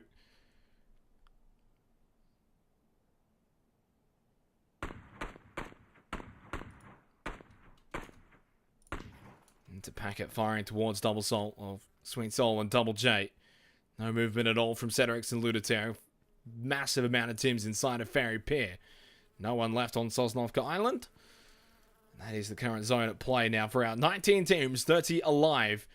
21.5 minutes into game number 3 now of the Wingman series. Ludotero, no kills yet at all for them. Resolves now making a run for it, trying to move away from Lighthouse because he knows he has to. Next zone shifts away from it. 2 minutes until phase 5. As I mentioned for Resolves, it's not about kills this game, it's just about placing. They only have to be into the top 24 by the end of the night. And when done so, they've already had a decent game in their book. They don't need many more, but Ludotero and Cedrix are going to be waiting for him. They know he was at Lighthouse. They know there's only one way for him to come down, and this could be the end of Resolves shortly. Still only into 1 versus 2. One thing to remember with the duos, of course, 1 versus 2 is not as certain as it is, say, a 1 versus 3 or a 1 versus 4. And even at times we've seen that 1 versus 3s aren't always as certain as they may seem at times in squad games. Bong Bong for Suicide Squad.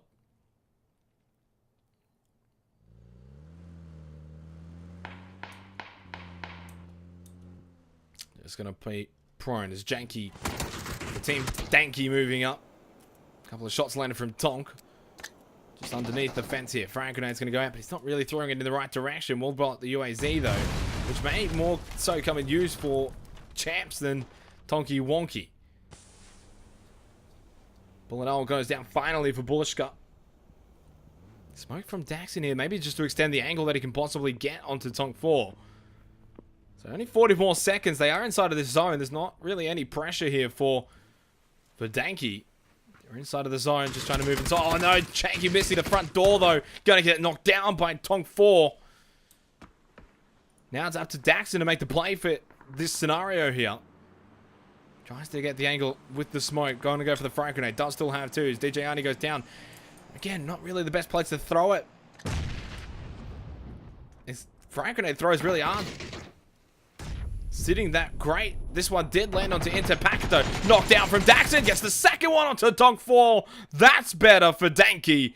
And sends Tonky Wonky out in 17th position. Will get the revive onto Janky as well. Well played by Daxon.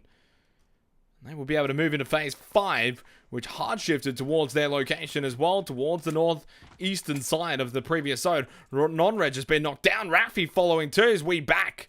4 kills. Double kill for Rabs. We'll take out Archaic in 16th position. Down to the final 15 teams now. B2 and Taylor. And they got the best seat in the house. Going into phase number 5. Also XD, 1, 2, 3, and V Reggie. Suitable and Pondex 12 goes down to the Funsies. Still down in Ferry Pier. Still 2 alive for Funmatic. So 15th position for Flash Eater. Results finally spotted. Finally. Ludatir and Cedric's patience is a virtue. They did get their kill. Took them a while. Cedric's was knocked down. Blue zone not approaching yet. Not for another 5 seconds. So it's an easy revival for Cedric's. Ludatir better be quick with this looting though. They will have to get a leg up and get moving into the next zone. No movement at all yet from Champs or Danky. And Danky aren't aware of Champs' location inside of that container. They will go past him and Champs may be able to come in from behind. And it's a lot easier for a 1 versus 2 to come in from behind and take them both out than it is to just go prone behind 2 teams. But Champs is on the move now.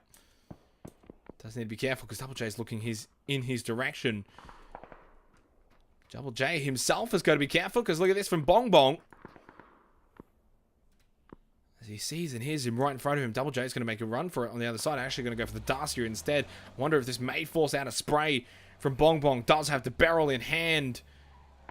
Surely he knows it's only just one. Champs ended up getting the double kill out of the container and into the fire. 13th position for Danky. Champs shows up for the Chiefs. And as I touched on, it's a lot easier to get 2 kills as the solo. And Bong Bong did surprise Double J. Knockdown. A Sweet Soul is just inside of a shack now for Double Soul. And he'll just hold his position inside of the zone. We'll go down to the final 12 teams here at the 26-minute mark of game number 3. Our first game on Erangel. One more game on Erangel after this, and then 2 more will be played on Sarnock. For the first day of the Oceania Wingman qualifiers here for GLL. Ludated, a little bit of a love tap onto Champs. He's not sure exactly where he got shot from because of the smoke to his right. You would think that he's fine. Soon will end we back. Rabs' adventure has come to an end. Ludatir and Cedrix, though, are far on the edge of this zone. 5 seconds until phase number 6 as Yasu and Spaggy. The skins equal skill up to 7 kills now. Phase 6 does commence and it sends it all the way over towards Cedrix's compound. They do not have to move. As Kasun goes down in 11th position for Flex Gang. 27 minutes gone here for game number 3. 10 teams remain. It's a solo for Woods. For Mav Woods. Solo for Tony. Solo for Bong Bong, solo for Champs, and solo for Sweet Soul. There's a large amount of teams that are solo right now. It's like a good 5 or so. It's like, I think, 5 solos and 5 duos to make up our final 10 teams here for game number 3. Tony trying to see what he can find. He will have to make his way out of here and only has 2 smokes. It's maybe his last push that he's going to be able to make out into the open. V Reggie being spotted by Spaggy. 15 times on the mini for Spaggy. He can certainly spot them. Spots V Reggie. Lands 1 shot, lands a second now. V Reggie's the last one alive. As Mozza is knocked down, just hides behind the tree. Starts to throw out some smokes. 1 more shot will do it though. Reload for Spaggy, but he's getting shot at by Tony as well, who picks up the double kill. 8th position for Critical's Kids. 7 teams, but just 10 alive as Tony now is the one who has to be under pressure. Pinned down inside of the shack.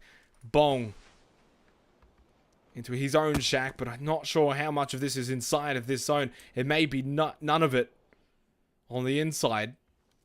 Champ staying alive, but he will have to cross the road and get into this next zone. On the south side, Ludatur and Cedric control the entirety of this phase 6 zone. Still have a minute until the blue zone will reach the circle. Tony's got barely any time left. He does move himself into the smoke. He does have the Duster at the back, but I think the back tire was blown. It is. It's going to be hard to move that in the position that it's in. Last smoke comes out for Tony. And Spaggy and Yasu just spraying hard into the smoke, trying to see if they can get the knockdown. Does have a slight peak. So he makes his way over to the next smoke. Spaggy and Yasu turn their attention elsewhere. Oh, Taylor spotted here. Surely can line this up for a double tap headshot. No. Taylor only got hit once. Tony behind the skinniest tree in the game, and he gets punished for it. 7th position. 6 teams, 9 alive. 8 kills now for Spaggy and Yasu. Yasu, though, chunked down low. 9 health. Forced to use the first take hit as B2 and Taylor having another big game here. They won the previous game. No kills here, but they're inside of the top 6. As Bong Bong goes out in 6th position. Down to our final 5 teams. B2 and Taylor versus Spaggy and Yasu. On the edge of this western phase 7 zone. They're not inside of it, but Taylor and B2's compound is. So Yasu and Spaggy need to move forward here. They need to move past B2. Moves up, an aggressive play. Trying to get Yasu. Now turns the attention over to Spaggy, but the Bard fence is going to take the majority of those bullets. I mean, Spaggy doesn't take too much damage, but he took a little bit. No frag grenade here for B2. Now into the window, but Yasu will punish his aggressiveness. Knocks him down, then subsequently will finish him off. Now just 1 left to deal with. And if they can deal with Taylor, they'll take the western side of the zone, and they'll be up to 10 kills for Yasu and Spaggy. 30.5 minutes. 5 teams. 7 alive. It's a solo for Taylor, Sweet Soul, and Champs. The duo for Yasu, Spaggy. Ludatio and Cedric. Frag grenade goes in. It does a large chunk of damage onto Taylor. Spray to Yasu. The second one does the job though. The double frag set up from Yasu is perfect. 10th kill of the game for skins equals skill. And as I mentioned, they've got the zone. They've got the compound. Just making sure no one's inside of the broken down shack. Sweet Soul still not moving from his shack. Champ still alive for the Chiefs. At least going to be able to get them a majority of their point. They're going to like double up on their points here in just game 3 alone. From games 1 and 2 where they thoroughly struggled. 31.5 minutes gone. Game number 3 here. Cedric and Ludatur on the south side. Just the 3 kills for them. They will have to contend with Spaggy and Yasu. Sweet Soul and Champs. I can't sense they're going to be able to have much of a contest here against Cedric and Ludatio and Spaggy and Yasu, who really just control the entirety of the zone. Champs is going to have to move in. Does have a rock in front of him, which will keep him inside of the zone and away from both of the duo teams. And Sweet Soul does not have to move from his shack yet either. Going into phase number 8, which will be our final phase of the zone. Of the game. It needs to go to Champs, and it doesn't. It goes over to Cedric and Ludatio. It does mean that Spaggy and Yasu will have to leave their building. They will have to move towards Cedrix and Ludatio, who have the high ground advantage against Spaggy and Yasu once they start to make their way up the hill.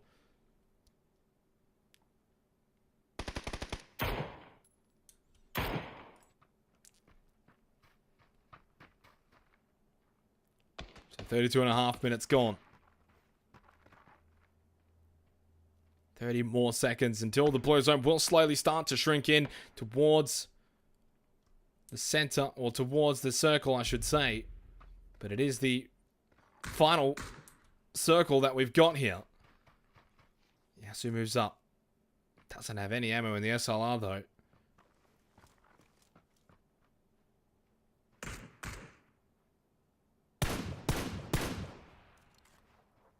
Champs goes down to Yasu. 4th position for the Chiefs. Sweet Salt still just pinned in inside of this shack, but it will be a top 3 finish for Double Salt. Cedrix just watching. Lands the shot. It's a big shot. Blue Zone does the damage at this point of the game, and now we come down to what we expected to happen at this point. It was just going to be these two. These two teams were going to collide on top of this hill. There was never really any chance for Sweet Soul and for Champs. Yasu goes prone. The question is, though, will these two teams force this fight early, or will they wait for phase 9 to force them to fight? Well, they're going to start early now. Spaggy landed a massive amount of damage into Ludatio. Not going to push onto it. Just throw smokes. It's almost defensively from Skins equals skill, as they want to try and take as much of the center position of this zone.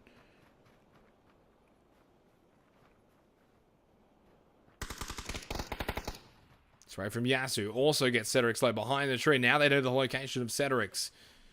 Spaggy moves up with the aid of the smoke. You can see now they're the ones that are closer to the Asterix. Knocked down into Ludatio. Means it's only Cedrix that remains under the tree. Getting pushed by Spaggy. Landed the shot, but it's not enough. Skins equals skill after all. Proven here in game number 3. 13 kill win. Coming out on top for Yasu and Spaggy. 8 kills for Yasu, 5 kills for Spaggy. Second place, though, for Ludatio and Cedrix controlling the south side of the zone. For the majority of the game, 3 kills for them. Double Soul in 3rd position with the single kill. The Chiefs take out 4th with 3 kills. And in 5th position, Taylor and B2, another top 5 finish for them. Looking strong to qualify here at the end of the night. Just the 1 kill, but a 5th place finish. We're going to go to a break, and as we come back, we will have our second game of a wrangle coming up. Stay tuned. We'll be back shortly.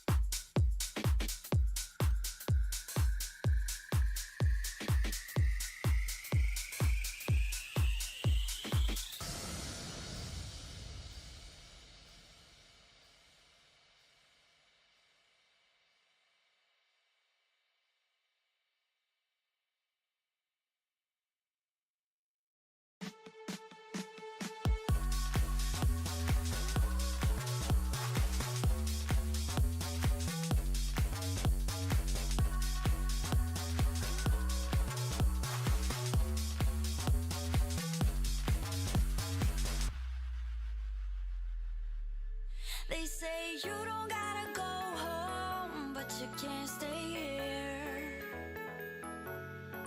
And no, I don't wanna be alone in the world out there. They say you don't gotta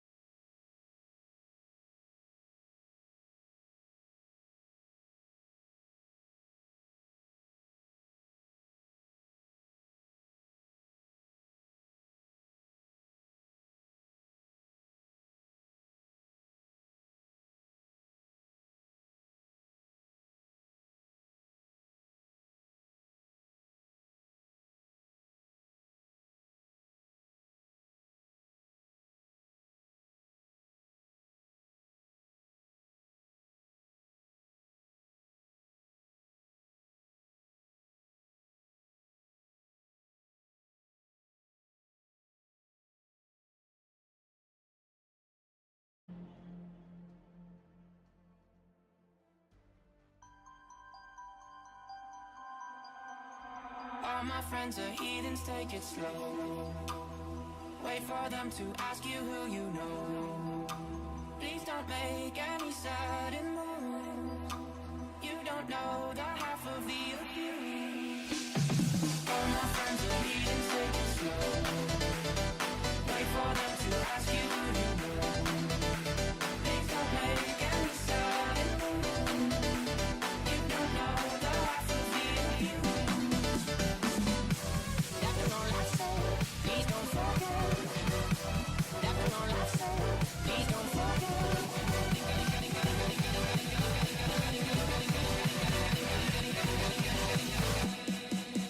Watch it.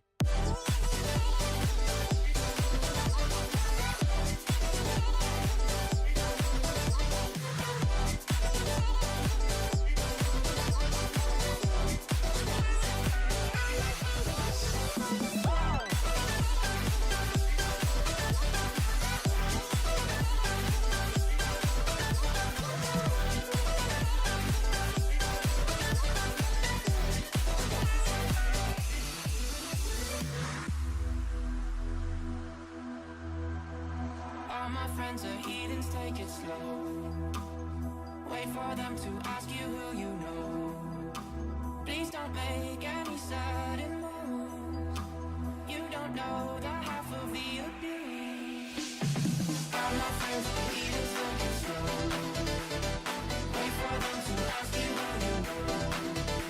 Please don't make any sudden moves.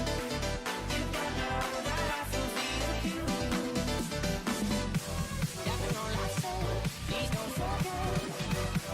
Dapping on last say, please don't forget.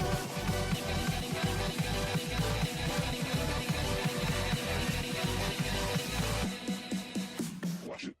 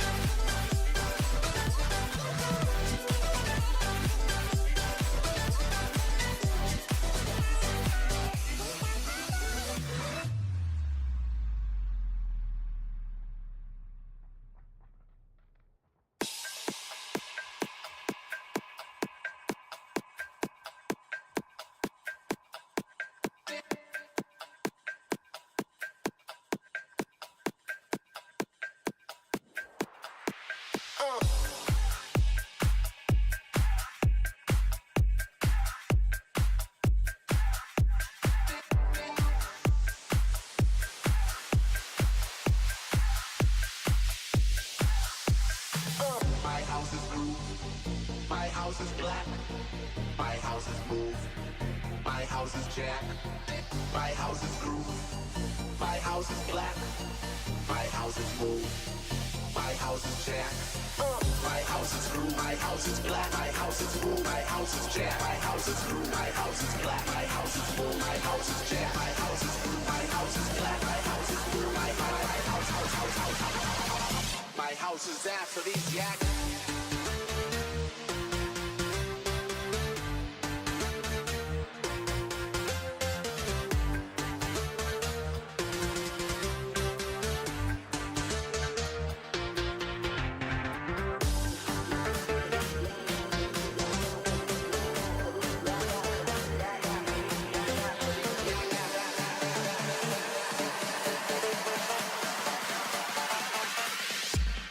Let there be out.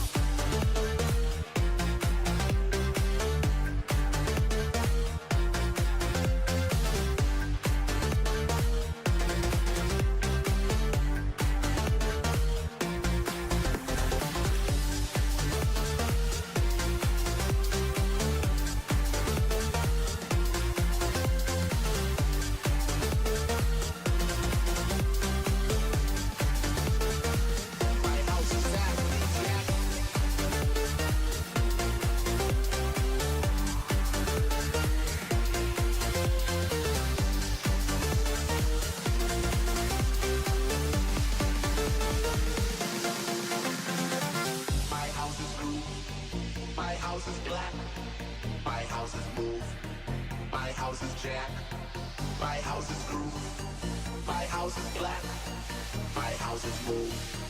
My house is Jack.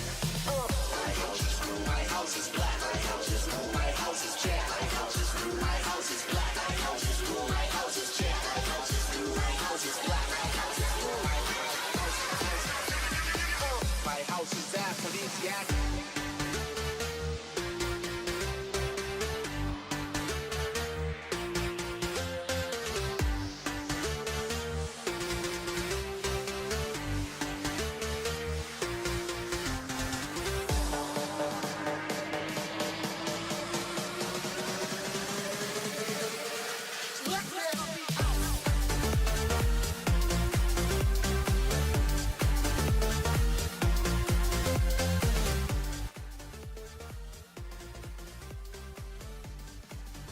Alrighty, welcome back, ladies and gentlemen, to our fourth game of the GLL Wingman series here in the Oceanic region. My name is Xenox.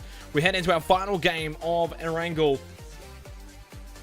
after which 2 more games to be played on Sarnock to finish off these qualifiers. And again, a reminder that the top 24 teams from each lobby will be making it through to next week's game. So now the pressure starts to begin. 3 games remain, with this one having already started. Means there's only 2 more to go, and points are going to be hard to get by. Again, if you want to see the leaderboard, what's the command actually called? It's !Wing LB for the Wingman teams and leaderboard. You can have a look at that throughout the day. Unfortunately, can't quite put it on the screen. You can see the points system, though. 10 points a kill each. And points really start to ramp up once you reach the top 15 or so. Before that, there's not really that much difference between, you know, finishing around 17 and 26, for example. It's a very minor amount. 2 or 3 kills makes up that gap. Coming into game number 4, though, we do have the leaderboard already updated. Coming into this game, Avant Gaming, currently 370 points, are in first place. Now, necessarily speaking, there's no difference between coming first and 24th. As you, you know, it makes sense, right? Well, actually, I don't know if these have been updated, sorry. Have these or not? Because it's got the Chiefs on just 25 points, but they... Yeah, I don't think this has actually been properly updated from the looks of it. But regardless, the Chiefs were sitting pretty low. There's not much of a points difference, basically, though, from 24 to 31. But from 31 to 24, so from 31 to 25, if you're in that bracket, at the end of the night when all games are done, you will be eliminated from the Wingman series. As Shuhei runs over Enchi. It even happens in duos. This could be disastrous with Interpacket close by as well.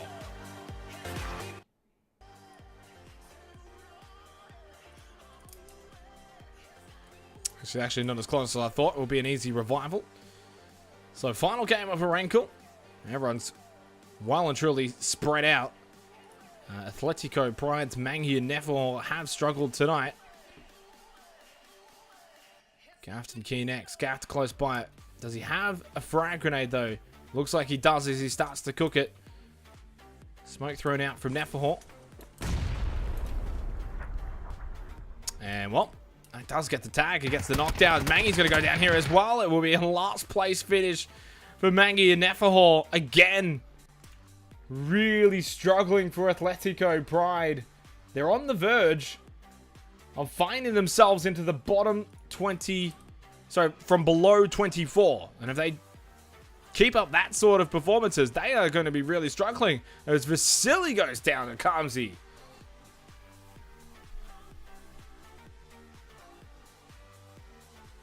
Livy just resolves as the last one alive. I'll put the point system away so we don't forget that one. 6 minutes here in a game number 4. We are past the halfway mark here on the night. 6 games in total.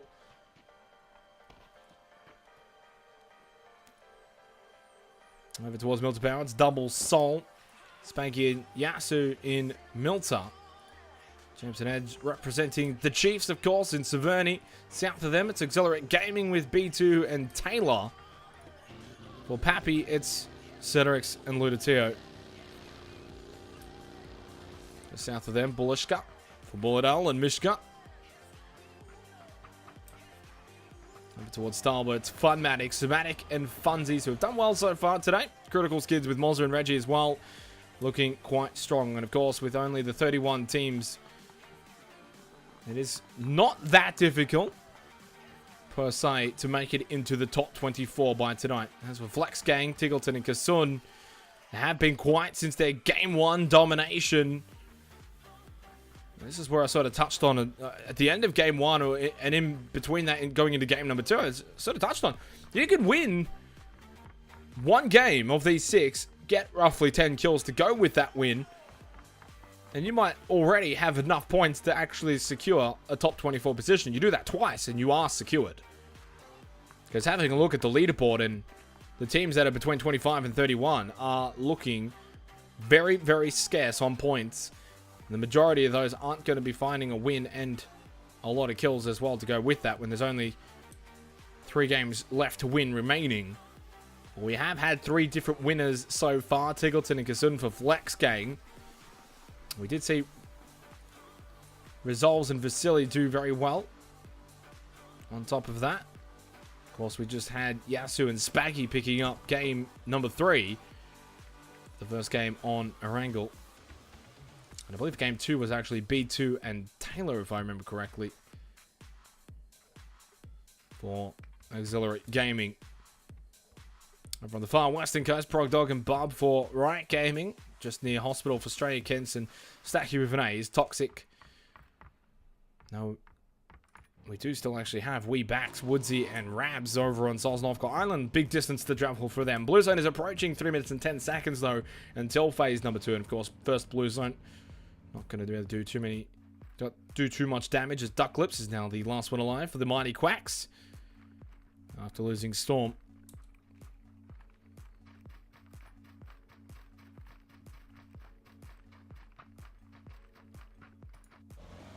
Sugarman and Smile for Avoid Gaming, making their way up just to the east and past Yaznaya Polyana.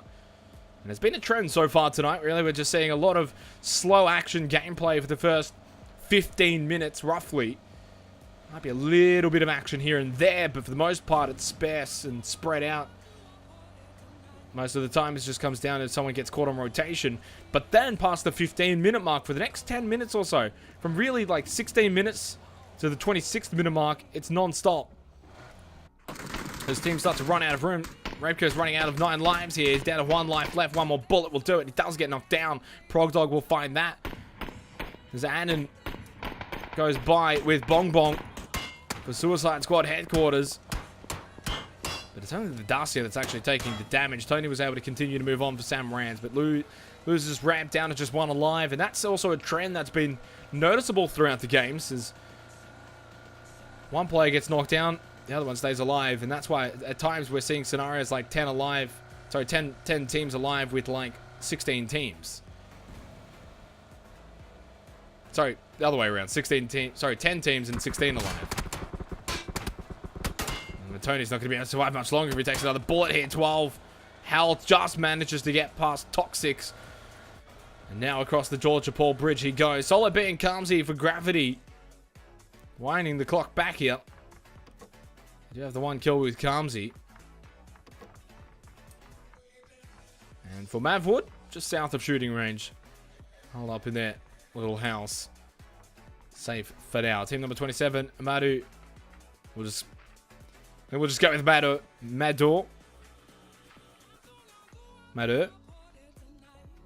Adiz and Free Death. I think this is actually the first game they've played. I haven't recognized them in the first 3 games, so they're coming in quite late, but there's, still this game and 2 more to come, so 3 in total to still make it into the top 24. Plenty of time. Shuei and Enchi for Oddity Black on the far western side of the phase 1 zone. 33 more seconds as we head into phase number 2. Only the 1 team eliminated so far, which was Atletico Pride, who have struggled so far this evening for Mangi and Neferhor.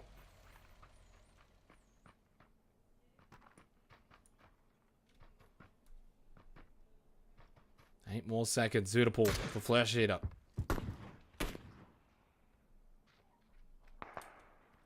Oh, it's going to be a knockdown of Kasuna, actually, from Edge. Smoke immediately will come out from Tiggleton, but he's down to 5 health himself here. Needs to get behind the rock. Oh, and Edge spots him and sends him packing. 30th position for Flex Gang. 2 kills for Edge. And Flex Gang are out early here. They'll get 0 points from this game.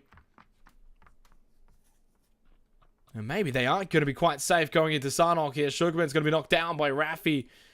Smile. Trying to go for the smoke. Doesn't have frags to throw towards Rafi or Non-Reg's location. And Non-Reg has got them here. Oh, he gets the execution onto Sugarman. Not quite yet onto Smile. Now he will. Out in the open. That's an easy kill for Non-Reg. He picks up. Why did that go to Edge? This game. Oh, PUBG just does my head in. 3 kills for Archaic, though, for the duo of Non-Reg and Rafi. Down to 28 teams now. Those 3 have been eliminated. Monster XD, 1, 2, 3 coming through for Critical's Kids. He'll be also going past Non-Reg and Rafi. Not going to pull up, though. I'm just going to go straight on by. Make their way into the zone. Pretty simplistic zone. It is up north, but it's relatively central here for phase number 2. Doesn't really change a whole lot. Just takes out a lot of the water and the east and west parts of the phase 1 zone. Majority of teams would ideally like to be above the Roshok River. You may see a couple or so that actually just play it safe defensively and sit below the Rosie River towards Roshok. As it continues to go past teams. Now past Lutatio for Pappy.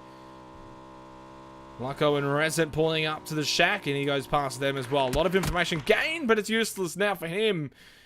All he can do is pass it on to Reggie. Critical's Kids. They lose a player. They're down to just Reggie now. Taylor and B2. The compound's just south of Severny. Have done well for themselves so far tonight in terms of placing. Picked up the chicken dinner. Resolves needs to be careful. Even with that AWM and all the gear he's got now, he's really kitted out though for a solo player at least. But still, even with the level 3 helmet, he gets tagged. He can at least survive now. Down towards school, actually, is Slideshow Gaming, Chris and Fluberson. I think they're taking a few shots towards Brogdog and Bob from Riot Gaming, but really to no avail currently. Ducklips just running for it here for the mighty Quacks. Savage and Slow-Ass Mofo for Angry Veterans Gaming down to the Yasnaya Wheatfields. As Keen X comes through the blue for Proximity Esports and Gaft.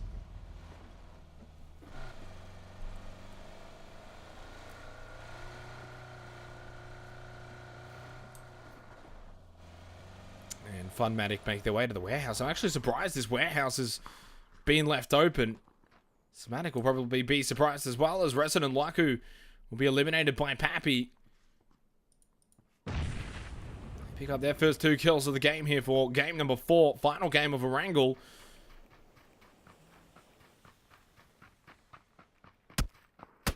Loteo, though, taking shots from DJ Arnie. Long distance shots from Arnie. Gets the knockdown. Can he get Cedrix as well before he throws out a smoke? Gets inside of this shack. Lutateo crawling. I believe he's behind the shack, just below a slight defilade. So Cedrix needs to actually come out. Throws the smoke now, makes the run for it. And he will be able to go and get the revive onto Lutateo now, safely away from DJ Arnie's eyes. Did have to use 2 smokes, though, for this revival onto Lutateo from Cedrix.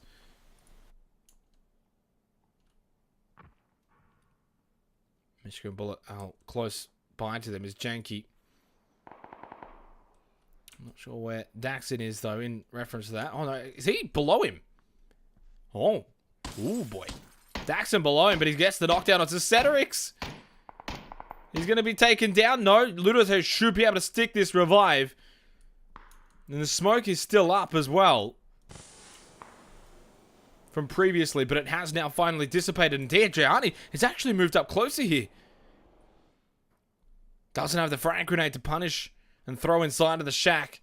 6x on the Scarl. And into phase number 3. It shifts over to the western side. There's a lot of teams around this Yasnaya pond now that are going to be coming out. Trying to move over towards the west side of the zone that are going to be taken down. There will be a lot of deaths illuminating shortly. And it is around the time of the game where it does happen. Sweet Soul eliminated. 17-minute mark. So this is where we are going to see, I reckon, a good 7 or so teams eliminated pretty quickly. One of those teams should be Riot Gaming. They're stuck now in Roslock, being gatecapped by Woodsy from way back. 8x on the mini. Trying to land the shots on the Bub. Gets away, though, for the time being. But for how much longer, they will have to cross the Roslock River.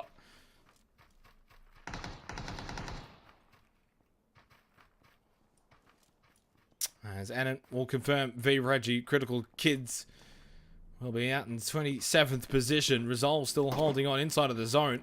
Does have the yellow shack building.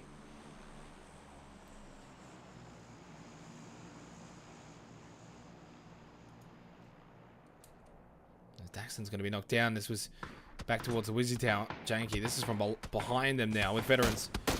Angry Veterans Gaming, Savage and slow-ass Mofo trying to land the headshot for Janky. Smoke is now up, though. Going for the revive on a Daxton. It's still quite risky. Nothing separating them except for this smoke, and it doesn't stop bullets. Double Soul will be eliminated in 26th position. Revive will come out, but one bullet will put Daxton straight back down to the floor. Next smoke out from Janky. Need to try and get themselves onto the other side of this rock.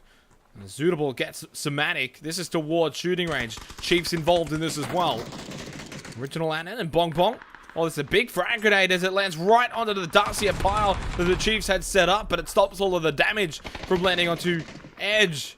Champs now gets the high ground, the knockdown and the execution onto Bong Bong. Annan's just going to book it out of here. Gets away from the area that the Chiefs had found themselves in. Funzy's down south as the last one alive for Funmatic.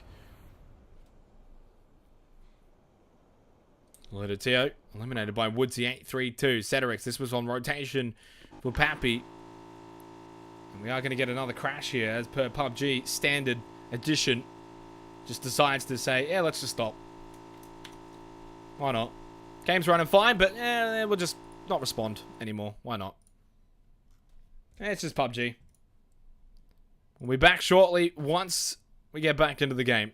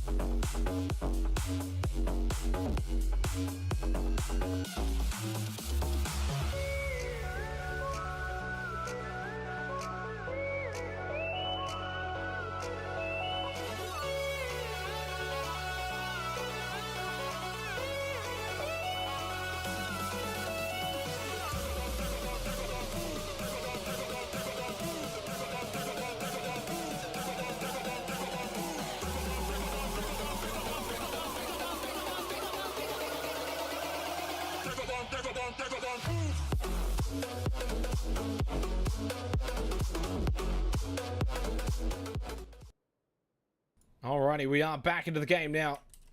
And just in time to see the Chiefs eliminated. As James goes down, it'll be a 21st position. With the 21-minute mark, 20 teams still alive. As Garmsy was knocked down, Solo B throws out the smoke. We'll get the revive. Tony just south here. Sitting in the shack. We'll have to move into the next zone, which has shifted towards the eastern side of our previous own duck lips for the Mighty Quacks will be eliminated as well, thusly allows Flubison and Chris to make their way across the Roshawk River now because there's no one else really close by. So that worked out well for them and not going to work out well for Accelerate Gaming. B2 knocked down by Resolves, who's still alive for Avant.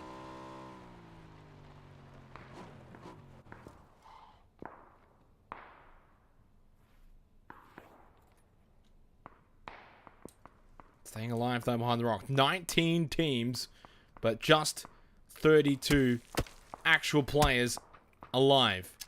Ridiculous. The amount of solos that are now still alive at this point keeps the team total up. Mishka will be able to get revived though by Bullet Owl. Look how close we back is compared to skins equals skill.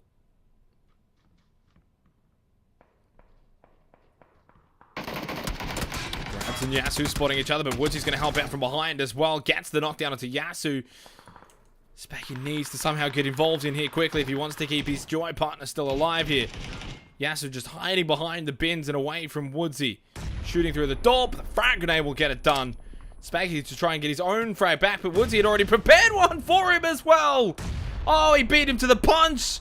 Spaggy goes down. Skins equals skill out in 19th position. No back-to-back chicken dinner. And we back.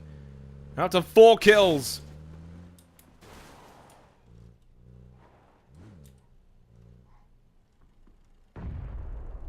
As B2 goes down, Taylor now the last one alive for Exhilarate Gaming. That happened a little while ago. 2 kills for Resolves for Avant Gaming. 23 minutes and 10 seconds here in game number 4.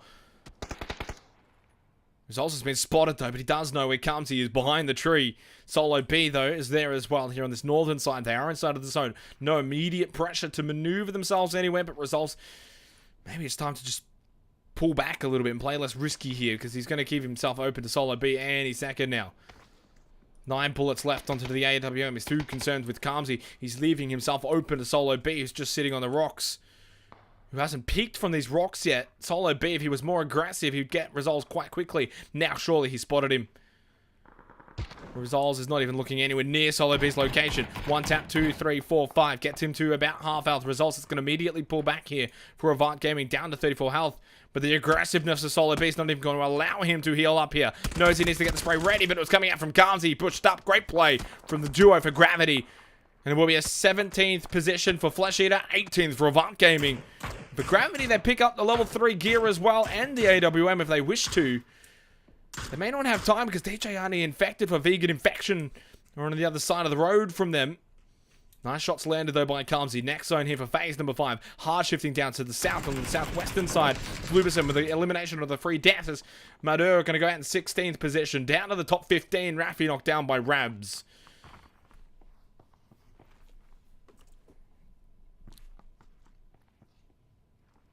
Sure, the last one alive for Oddity Black here. 15 teams, 23 alive. We're getting down to, I think, almost more solos than duos at this point. It's close. Not quite there yet, but it is close.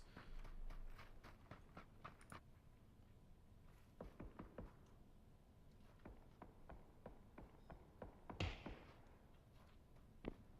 think it's about 8 or 9 duos. And the rest are about solos. Taylor goes down. That'll even things up, though, slightly. So Exhilarate Gaming in 15th position. Bumps again. About to get pushed now by Chris and Flubison. Infected, I believe this is in dire trouble. Throws out the smoke. Does have the first aid kits. But he's getting pressured by both Gravity and Balishka. Bullet Owl's just going to throw out a Kobe. Doesn't make the distance. And I think Solo B and Kamsi are going to do the job instead. Frag grenade about to go out. Give it a follow. That one actually doesn't make the distance at all. Really could have thrown that way higher and way further, considering where they are. They're not that far away. 5 onto Digiani as Pappy will be eliminated. There goes Cedrix, who was the last one alive for them. Shots now firing into the smoke. Infected on the backside, but Digiani's going to get sprayed through the smoke. Nice return knockdown, though, from Infected onto Kamsi. Just goes prone. Pops the first aid kit. Does have 4 frag grenades, though, for Infected. I just get straight up. He can literally just throw nades towards the rocks. Infected, you've got 4 nades. You got to do something, and he does nothing, and Bullet Owl will punish him from below. 13th position for Vegan Infection. That will be their second kill now for Balishka. Shuei is going to be finished off by Bub. Solo on solo crime. Down to 11 teams, 17 alive. 26.5 minutes gone here into game number 4. 2 games remaining after this one. As Archaic are onto 4 kills. Rafi and Non-Reg with 2 apiece. They're in a well-placed position too, but it's Woodsy and Rabs who are best placed now. Look at the compound building that has got high elevation as well. They can see everything around them. 5 kills already. This performance here with only 2 games remaining, if they can come away with the chicken dinner, should all but secure them a top 24 placing with 2 games to go. Spotting Australia Kents.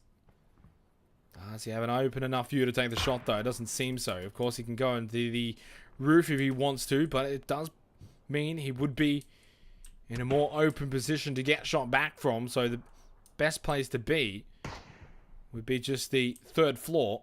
Rab's on the 2nd floor at the moment. It's Flubison with a knockdown onto Mavgod. Flubison though does go down to into Packet.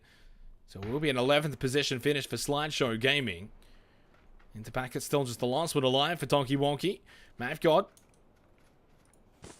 looking to get the revive now from Woods. Oh wow, look at this. Talk about on the other side of the wall. Stacky with an A. Along with Straya Kents for Toxic.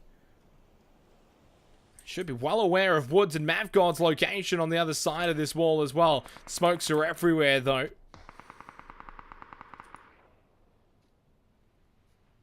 Ooh, big shot though from Rabs onto Straya Kents here at the hay bales. Rabs puts him back down to the planet Earth. But he's actually in a great position to get revived from if Stacky's bum is not sticking out going for this revive, and he's almost expecting Woods and Mavgod to make their push now, and it's slightly coming. Mavgod with a spray through the window towards into Packet, who gets the knockdown, stuck onto the tree by himself. He's so low, but Woods is going to have to go for the revive of Mavgod because the blue zone is approaching. 55 seconds until it reaches the circle. Into Packet, no more first aid kits. Throws out the frag grenade, but it just hits the barrel of hay bales.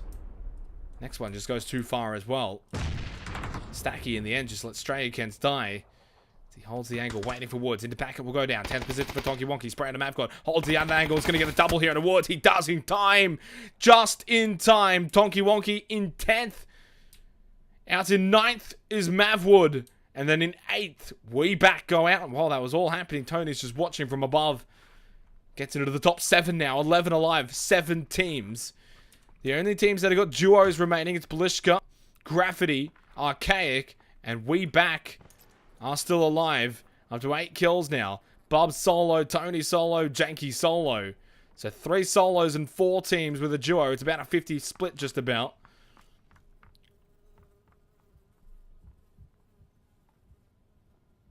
If our duo were to be completely eliminated, we'd be 3 solos and 3 duos at 6 and 9 alive.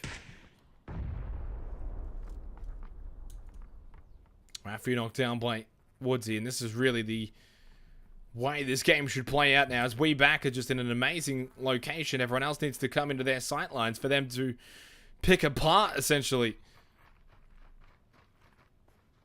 5 kills for Gravity, though. Really, for all of these teams inside of the top 7 now, this is a huge amount of points that they will be gathering going into the final 2 games. And most of these teams have been placing well. There's really no team here that's been struggling so far throughout the entire day.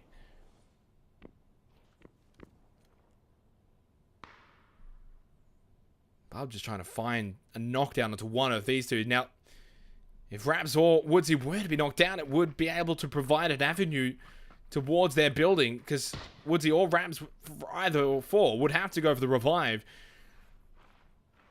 Tony, does he hear Bob, though? I don't think so. I think he's slightly too far away, and he is crawling, but as soon as he comes up, easiest kill for Tony. Bob will go out in 7th position for Riot Gaming, now down to 6 teams and 10 alive. Solid B knockdown. Kamsi's here to follow. Gets the knockdown of the Mishka. Bullet L's low. Kamsi can go prone, though, and get the heal off. And he might be able to also go for the revival of Solo B if he can deal with Bullet L. Still inside of the yellows.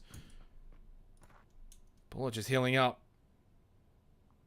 Now getting damaged by the blue. Oh, is he Can he make it out of this window? I don't know if he can. Yes, he can. But he's going to die before he can make it. Oh, bullet hell. Oh, no. He didn't make it out of the window in time. 6th position for Balishka. Solo B and Kamzi remain alive as a duo. 5 teams. 8 alive. Tony, the only solo player, though, left.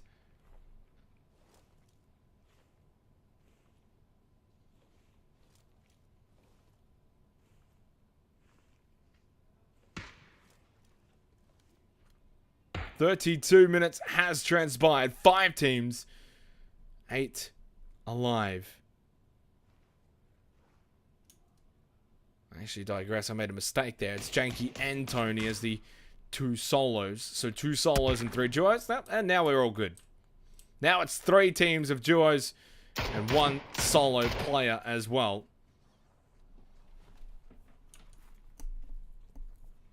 So Gravity, We Back, Archaic, and some rants. Just some randos. For Tony. Does have the level 3 helmet as well. Level 2 vest.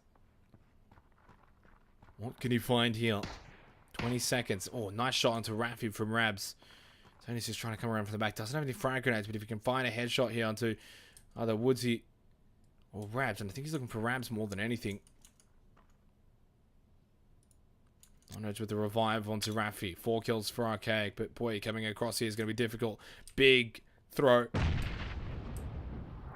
But they're not going to be able to land those into the right areas of this building. Not onto the top level floors from that sort of distance. It's almost impossible, I believe. I think it is theoretically impossible.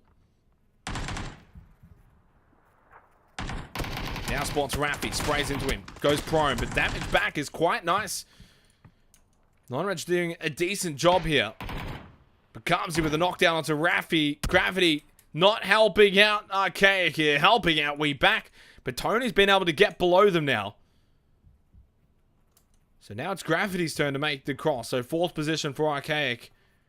And Solo B and Kamzi now need to make their way. Unless they can get a hard feed here. And away from this compound building.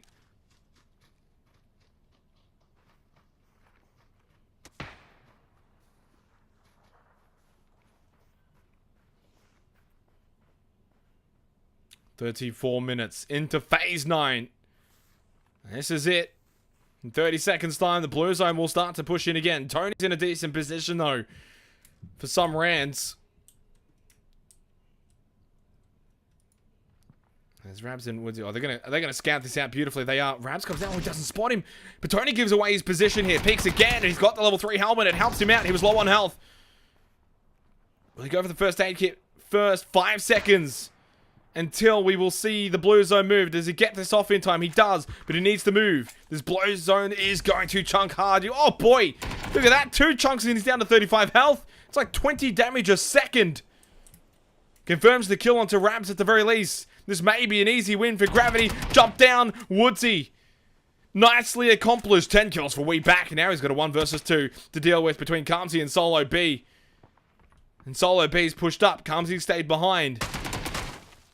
You can see him just sitting there and prone in the grass, and he doesn't spot him. It's Gravity who sends We Back out in 2nd position. Imagine getting fed for 30 minutes and coming 2nd. I'm just kidding. Well played by both Gravity and We Back, but it's a 6-kill performance from Kamzi and a 3-kill performance from Solo B that forces them with the chicken dinner. 10 kills though in a 2nd place finish for We Back will most likely secure the top 24. 7 for Woodsy and 3 for Rabs. Tony did an amazing job though, snaking it out for 404s. Some rans. 2 kills in 3rd position. Archaic in 4th with 4 kills. And in 5th position for Daxon and Janky. Or Janky. Or Danky. I don't know. I can't remember if it's Danky or Janky. We'll just go with both. We're going to go to a break, and when we come back, that's it for a wrangle. We head over to the Paradise Palms of Sanok to finish off the final 2 games of the GLL Wingman Series Oceanic Qualifiers.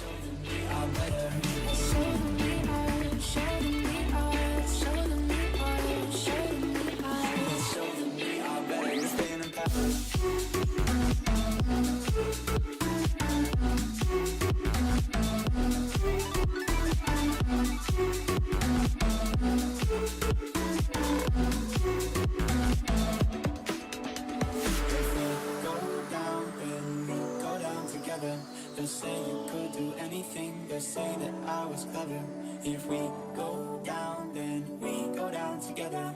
We'll get away with everything that shows them we are better. We stay in pattern.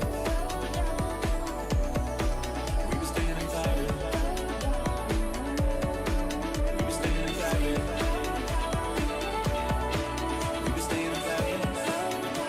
Let's show them we are better. We were staying in pattern.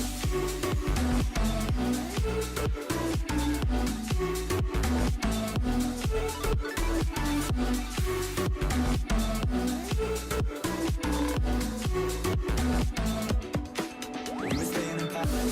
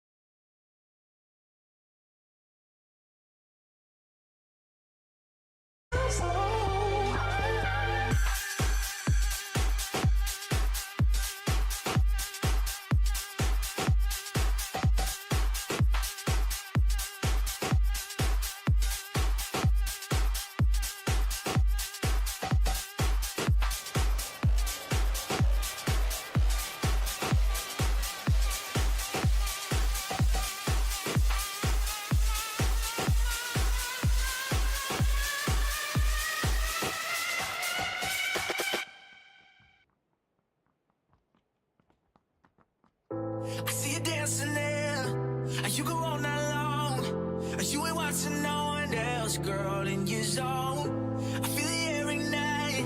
I wanna strike the match. Are you here with nobody else, girl? Let me know. 'Cause I love the way you are, but you won't let down your guard. And I need you to just open up for tonight. I'll give you my love, 'cause I need you now. I'll give you my all before these candles burning out. I wanna love you, I'm singing it loud. Baby, I'm floating, there's no way I'm coming down. I'll give you my love.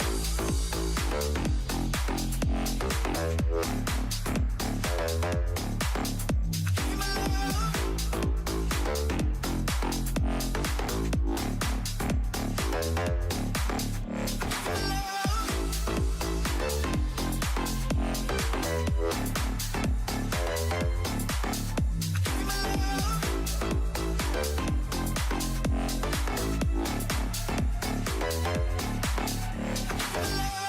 Living in a dream where we chase the light.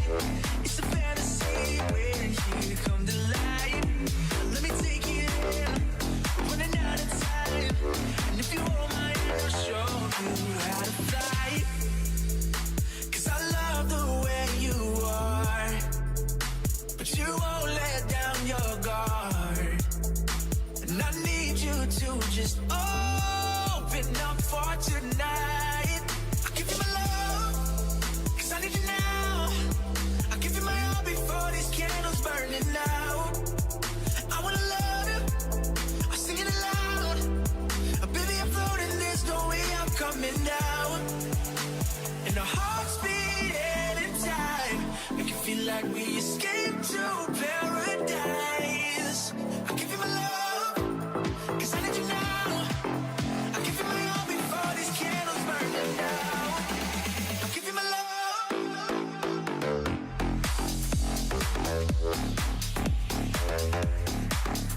Give you my love.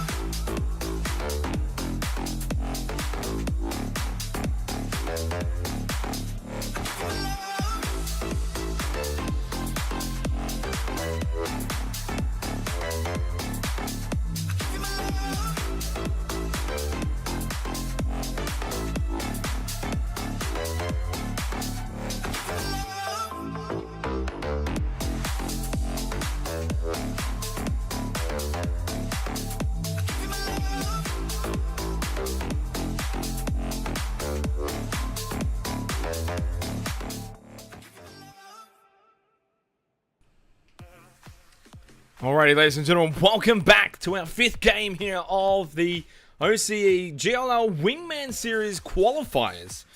My name is Xenox.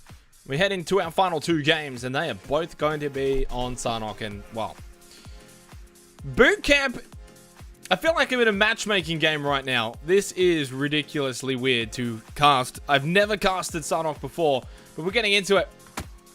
There's Bob. Gonna land a couple of shots onto Resolve's already down to 50 health, and for the majority of these teams, I don't think they've ever played Sarnock competitively. There are no predetermined looting locations. It's just a free-for-all, grab what you can and pray for the best. And of course, the Phase 1 zone on Sarnock's pretty much the majority of the map regardless, so we're not going to see too much there, but this is a much smaller map than Erangel and Miramar, which means we should see a more streamlined amount of kills throughout the game, rather than nothing happening for the first 15 minutes and then everything happening over the next 10 minutes. It should be more streamlined than that, because Sun's going to go down. Mangi was already taken down for Atletico Pride. Neferhor's still alive, though. As Boot Camp is, well, similar to matchmaking, is Tiggleton gets some revenge onto Edge. Big headshot through the fenced wire. It's all fun and games, though, here on Sarnock, but at the end of the day, you need to make it into the top 24 in each lobby if you want to progress into next week's qualifiers, finals, or whatever it's called. That's a big boy Kobe, but it's going to bounce forward and bounce away from Tiggleton and Kasun here for Flex Gang. Top 24 need to make it through, and there are a couple of teams who are on the very edge of being into that bottom group that won't qualify for next week. Mavgod knocked down. There are also a couple of top teams as such that started very well on the likes of Miramar that are now struggling and are dying quite early. Mozart XD 1-2-3 knocked down by Woods. We're watching Vasily though coming from behind. Regardless of what happens to Reggie. Oh, he picks up the double onto Mavgod and Woods. Vasily though creeps up. Is he going to be able to spot V Reggie and Mozza? Yes, he will. Easy double. He's going to get Reggie. Doesn't get Mozza though.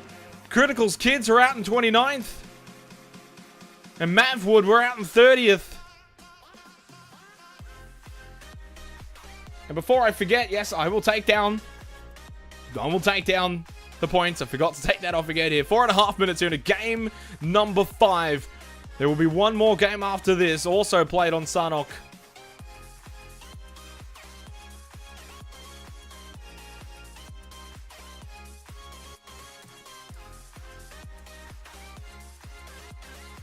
Keep our eyes back over. You know what? We put the music away early here because I've got a feeling. I got a feeling here on Sanok we're going to see a lot of action early. Bam! Tiggleton spotted by Edge. Revenge again. Onto the Flex Gang duo, Kasun and Tiggleton. But this will be an easy revive for Kasun. Red Crew's going to be knocked down by Stacky with a nay. Where are they located? Actually going to be over at Camp Bravo. But Red Crest is by himself.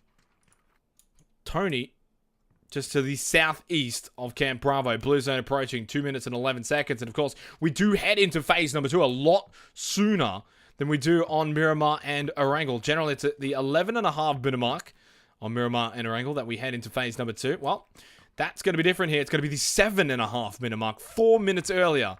But of course, with the way phase 1 is here on Sanok, it is a lot larger. And a phase 1 zone is on either Miramar or on Erangel. Tiggleton, M16, 4X. Oh, gotta be careful. Champs was just peeking there around the fence of this warehouse. His Edge has got a different location here. May be able to catch off Kasun or Tiggleton off guard. Yasu with a knockdown onto non-reg. Where they... I'm scrolling, and I can't see him. Did I go past them? I did. Rafi is just trying to defend non-reg, but they are behind this building. Throwing out the frag grenades, probably maybe a couple of smokes as well, but frags for the most part towards Spax's location. Oh, we heard Yasu running, and Rafi gets the knockdown, quick headshot. So it's a 1 versus 1 standing currently, but Rafi's going to be able to get the revive onto non-reg here, gets him back up, and Yasu will be eliminated. Spaggy's not even close to going for a revive. He's not even close enough to really stop this from happening.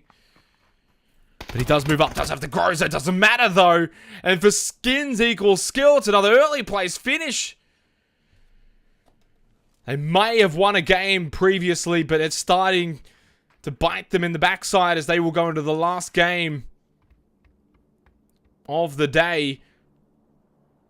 Possibly still needing some points to all but confirm that they'll be inside of the top 24. If they have another bad place finish into the bottom 3 or so and they get no points once again, who knows what can happen. But, as I've said throughout the broadcast, 1 win and about 10 kills is seemingly looking like to be just enough. Champs with the peak. Tiggleton, though, he's lost Kasun. If he goes out here, it's going to be another early finish for Flax Gang. They will start to drop down that leaderboard. There is no difference between finishing 24th or 1st. But it still want to be firmly well placed, and as you can see, as we head into phase number 2, hard shifting just towards the northeastern side, but it doesn't really change the formalities of this game. Erangel is a very small map, but the zones are very big, and that's why they shift zones very early here. Tiggleton only with 3 bandages. He's not even sure if he's safe from champs, and obviously Edge is flanking now inside of boot camp.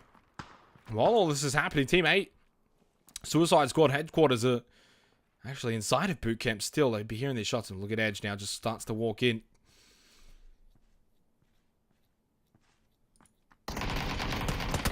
Oh boy, Tiggleton gets the knockdown.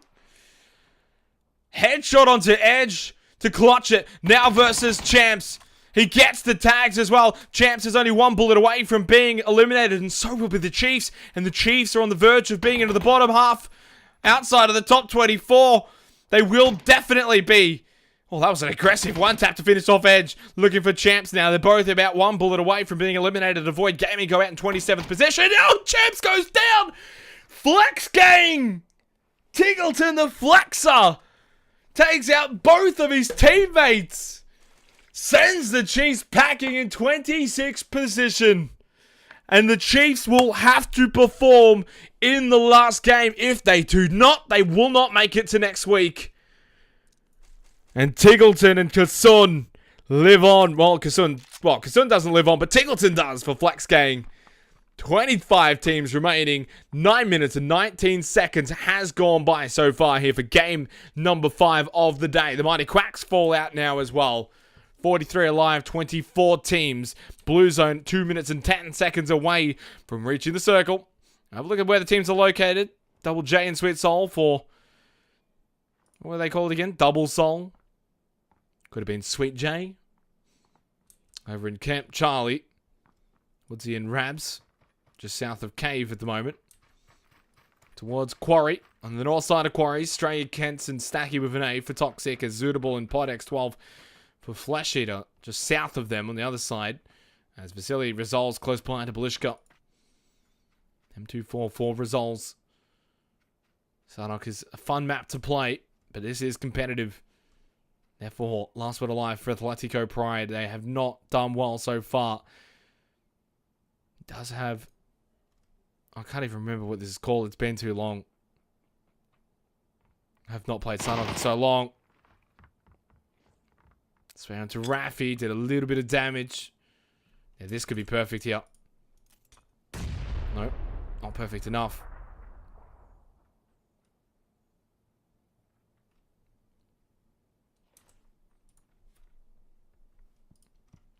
Tickleton with a headshot onto Bong Bong. Now, Tickleton does have to be careful. He's by himself. An exchange here, though, between Accelerate Gaming and Riot Gaming. Taylor, last one alive for Accelerate. They've done well so far today in his hand. Riot Game packing in 24th position.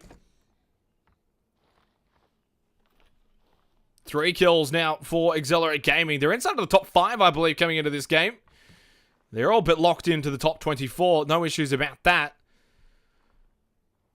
As we are now just 27 seconds away from phase number 3. So phase 3 is the equivalent of phase 2 for Erangel and Miramar. Interesting to note that.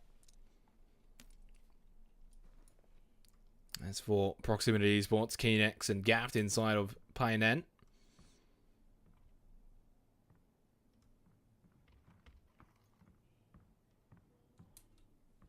Phase 3 commences. This should be a shorter zone than it was for phase 1 and 2, and it certainly is. Does go towards boot camp as well, which is massive for Tiggleton. For Flex Gang.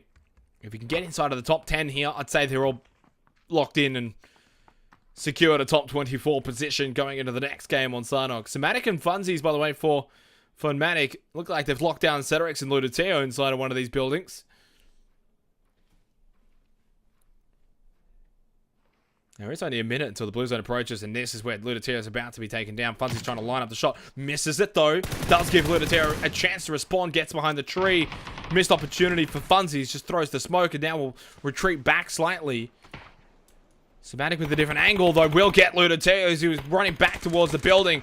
Subsequently eliminated and finished off. Cedrix now last one alive for Pappy. And he will just take a different angle to run away from Funmatic. And Flesh Eater eliminated it quickly in 23rd position from way back. Double kill for Rabs.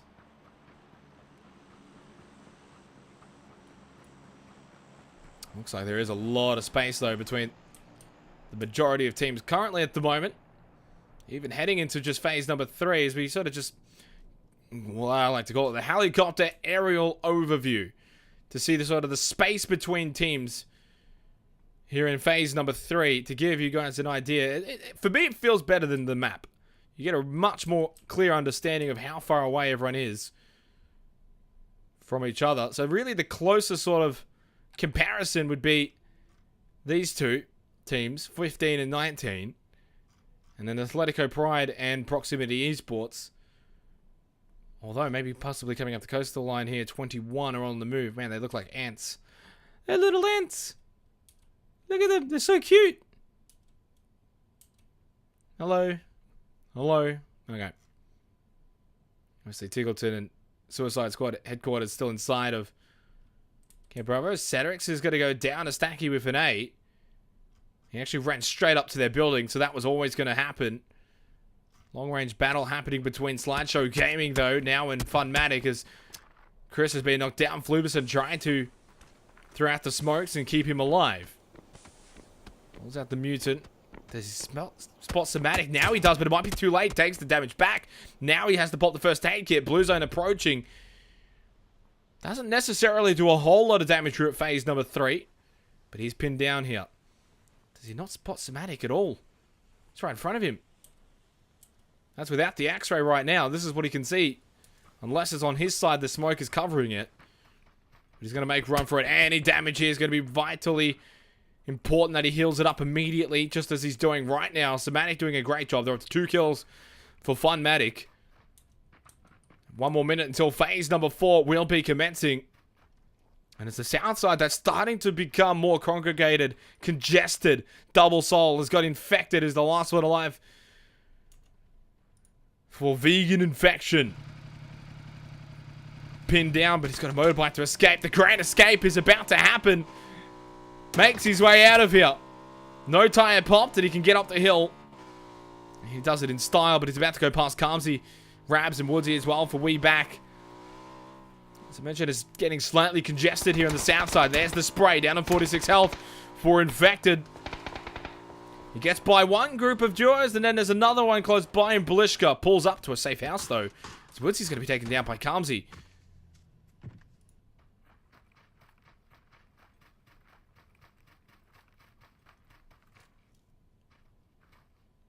Only 16 minutes gone, 21 teams, 34 alive. Sweet Soul stuck into the blue for Double Soul. Double J, though, has got a better angle here. But Tony's shifting in as well for some rounds. Last one alive for them. And into phase number 4, and it shifts away from Boot Camp towards Painan. And actually puts Nefahor for Atletico Pride into an amazing position. And Rafi, Non-Reg, both moving towards this compound setup. Resolves and Vasily have got Taylor as company from Exhilarate Gaming at their little crossroad buildings. But here in a phase 4 already, this zone is tiny for 21 teams to fit into.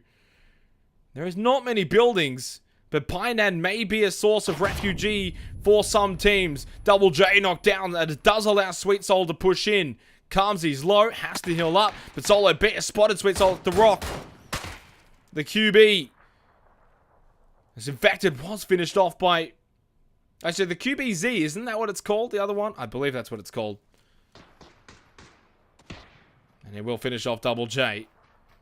Sweet Soul trying to make his way past Carmsy and Solo B. Just trying to get to this next rock and away from Carmsy's location. Rab's now finished off as well. So teams starting to fall out quite rapidly here into phase number 4 as the blue zone is approaching. Oh, Solo B, what have you done? You've just completely lost track and sight of Sweet Soul. He's going to punish you for it. Now it allows him to get into a better position away from Carmsy. Throws out a random molly. Tony was spotted by Stacky with an A. Some rounds out in 19th position. Carmsy trying to track possibly where he'd be running to forward into the zone. But he has also lost sight of him. And somehow, Sweet Soul has made the great escape away from Carmsy and Solo B. Took Solo B with him.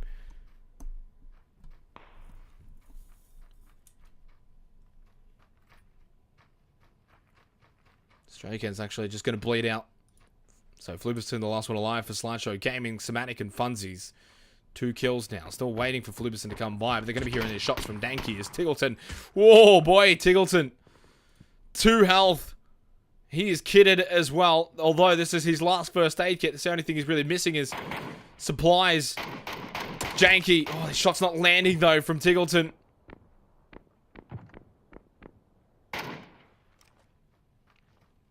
$18 minutes gone here at the Sarnock. 1 more minute till the blue zone will reach the zone of phase 4. Then we head into phase 5. 18 teams now. We've dropped about 6 in the last 2 minutes. But it's 18 teams with 28 alive, which means that for some of these teams, there's still some solos running around. And as I mentioned, Painan has become a source of a refugee sort of location for the majority of teams on the south side to just sort of trickle into and play it safe, as it is still inside of this zone. But for how much longer is the question. This Crossroads is also becoming a place of hotbed locationary. Bullinella, Mishka for Balishka. Just holding up here along with the duo for Avant. Taylor as well. Flubison finally going to come back towards Funmatic. Just makes a jump for it, but it's a jump of faith that is not rewarded. 18th possession for Slideshow Gaming. Funmatic now may turn their attentions towards Danky as Daxon and Janky need to heal up inside of the blue zone. And this is where it's going to start to chunk quite a bit more into phase number 5. It shifts away from Painan. No more refugee location. Neflehor, Non-Reg, and Raffi, though, they've got their compound buildings still safely intact. 19.5 gone. Funmatic out to 3 kills, but this is where it all starts to come together now in Sarnock, as this competitive game is about to become even more competitive, more congested. Phase number 5. We have 16 teams, but how many can really fit inside of this zone? Who's going to be the lucky ones? Who's going to be unlucky? Surely Archaic and Neflehor for Atletico Pride will be able to survive as Taylor goes down for Auxiliary Gaming, but they are locked in. They aren't going to fall into the bottom half. They're not going to fall out of the top 24. 20 minutes gone now into game number 5. One more game after this for the GLL Wingman Series. First qualifiers. 3 kills now for Avant. They have to start making their way into this next zone. There is still these buildings completely open for the taking, by the way. Bong Bong and Annan for Suicide Squad headquarters still alive. They are just to the west of these buildings, up onto the mountain peak, which is also another thing to take into aspect here. It's not always about buildings, but it's also about high ground here on Sarnock. Jackie behind the tree, but now spotted is Daxon from Somatic. Oh boy, he almost just gave up there. He knew they had him beat. They knew that they had the high ground advantage. There was no chance for Funmatic there. 15th position, they're eliminated. Into Packet goes out as well, so they're eliminated in 16th, I believe. No, sorry, it's 14th for Tonky Wonky. 13th for Oddity Black. Is now the high ground advantage again, helping out for Danky. M416 for Daxon has got to be reloaded as Janky gets knocked down by Vasily. Headshot into the blue as well. It's moving quite quickly. Spray to resolves. He gets it to land. I didn't even think he had the angle there, and he does. Daxon with the knockdown onto resolves. Vasily down below needs to find the revenge. AK tap 1, 2, 3, and there goes Daxon in 12th.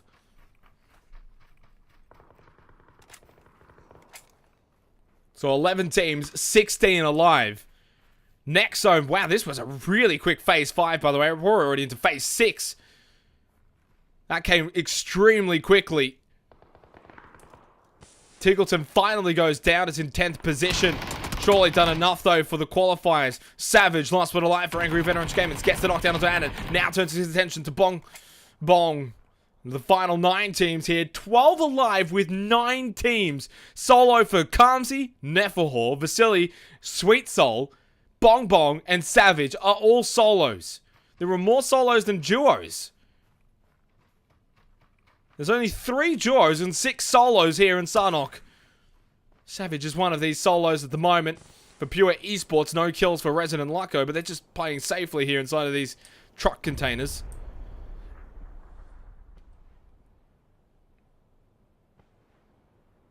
Down below them is actually the other duo in Gaft and Key Next, which means everyone else besides Raffi and Non-Reg is just a solo out into the wild and away from the bridge. As Kamsi spots Sweet Soul, and it'll be double soul in 9th position. 6 kills for Kamsi now, lighting it up on Sarnock. Here's the shots coming from the bridge. Neflehor goes down, so does Bong Bong. 8th for Suicide Squad, 7th for Atletico Pride. He spots them both under the bridge now, but he just moves up slowly. But he knows if they turn around, he's going to be just a solo man, and it's 2 of them looking at him. Wow, he goes prone at the right time. Gaft and Key Next looking from the other angle. They don't know he's there, though, but it looks like that they do. Surely there's no way that these 2 know that he's there. They were looking completely away. They wouldn't have heard him either. Kamsi wasn't shooting recently, but he's happy to just hold this angle, hold this location. Raffi and Non-Reg need to make their way into this phase 7 zone, though. 20 seconds until the Blue Zone moves in once again. We're only at the 23.5-minute mark.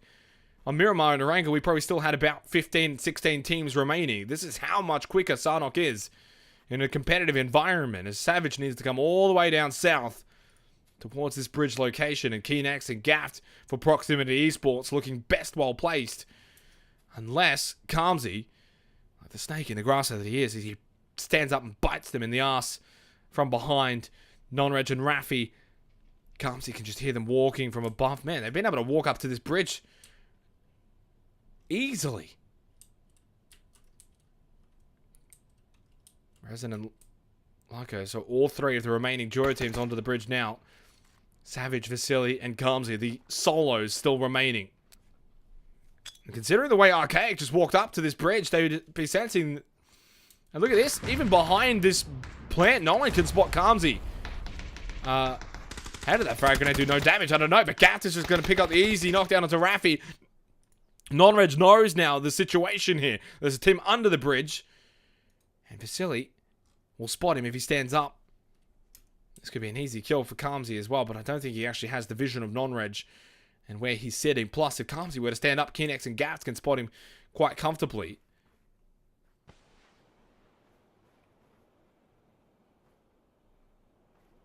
So almost 25 minutes here in Sarnock. It has slowed down towards the end because of this bridge, the way it's played out. Somehow, Lyco was able to spot Calmsy, so 6th position for Gravity. But now it's Non-Reg, Savage, and Vasily. I don't know why he's thrown another nade. Oh, and he's punished for it by Vasily. Headshot, moves towards Savage, headshot again, Vasily. 6 kills for the cutest gamer in OCE. And for Avant Gaming now, they're up to 7 kills. Lyco will be getting revived, though, by Resin. But Vasily... It's now 2 solos and 2 duos remaining. It's Gaft and Keenex who are best well placed still underneath this bridge. 6 more seconds until phase number 9.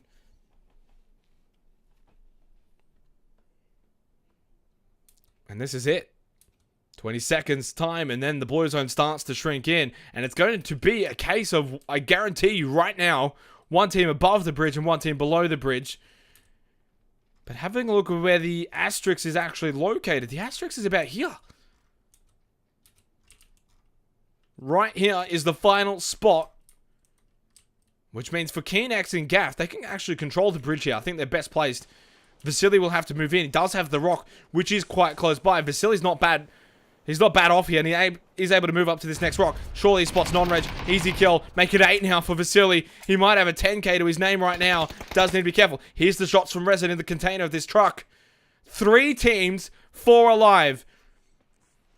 But moving into the smoke, this is great play from Gaff. I love this play from Gaff, and it's going to win them the game as well for Proximity Gaming. 5 kills. Well played finish from Proximity Esports, I should say, not Proximity Gaming. An aggressive play, but it got them the win. 2nd place for Avant Gaming in the end.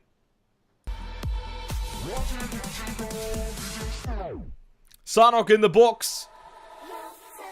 3 to Gaff and 2 to Keenex. 8 kills to Vasily. Sweet sensation. 1 to Resolves, 9 in total for Avant Gaming in 2nd place. They're through to next week. They wouldn't even have to play the next game. They're all good. 3rd position for Lyco and Resin. 4th for Raffy and Non-Reg for Archaic. They had 3 kills. And 5th place for the Angry Veterans. They had 1 kill thanks to Savage. We're going to go to a break, ladies and gentlemen. When we come back, we will be back with the final game of these qualifiers. The top 24 will make it through. The rest are out of the Wingman series. As we come back to the paradise of Sarnock. Don't go anywhere.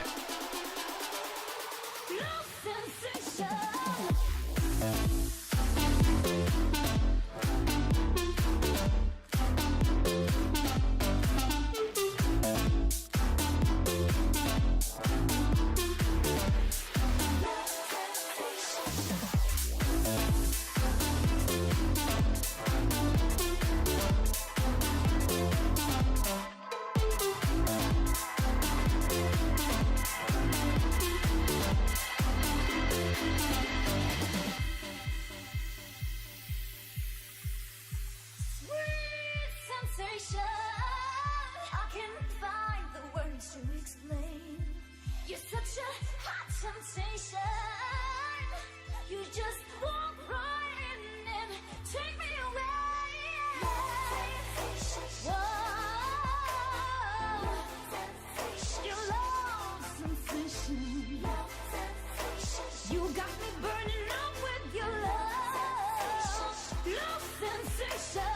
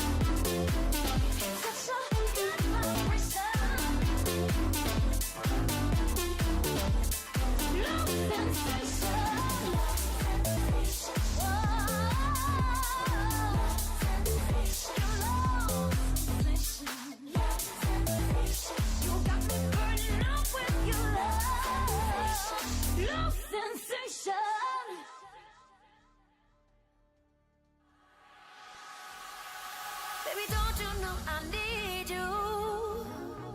'Cause without you I'm no good. And I try my best to please you, so we had it understood. And I'll admit that I need to put some work in.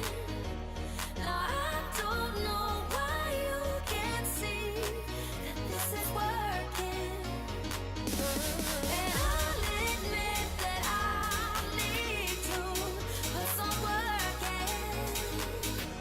Now I don't know why you can't see that this is working. This is working.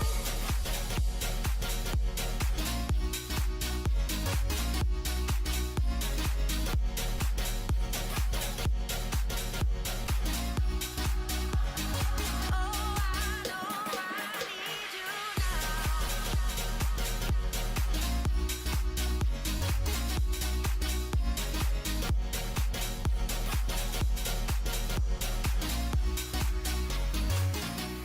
We're working now.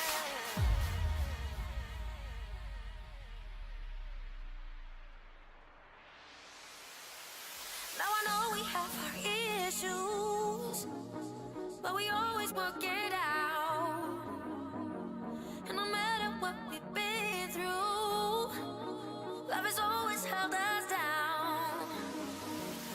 And I'll admit that I need to put some work in. Now I don't know why you can't see that this is working. And I'll admit that I need to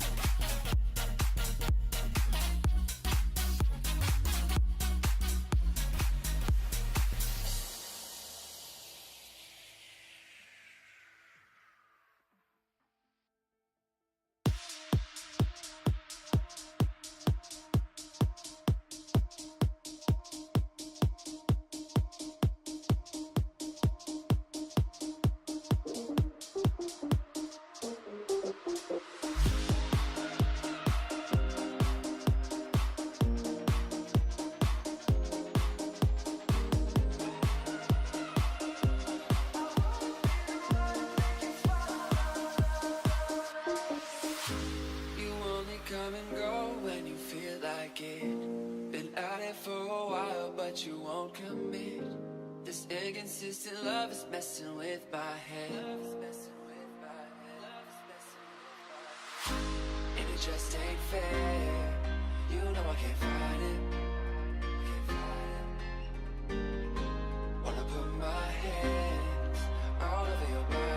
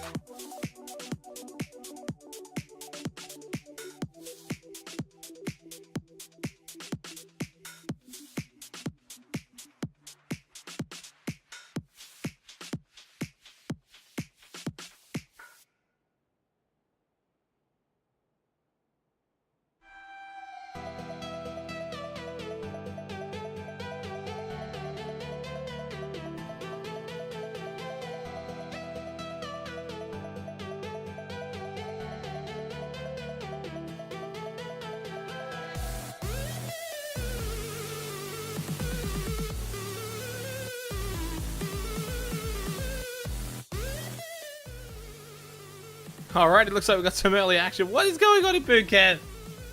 What is everyone doing? It's the final game of the Flex Gang's out of here already. Champs and Edge have decided to have a battle with Flex Gang. Of course, both teams have most likely already qualified. And the Chiefs come out on top with Champs and Edge winning that exchange. We do have our zone, which of course is the case with Sanok. It is pretty large and takes up the majority of the map.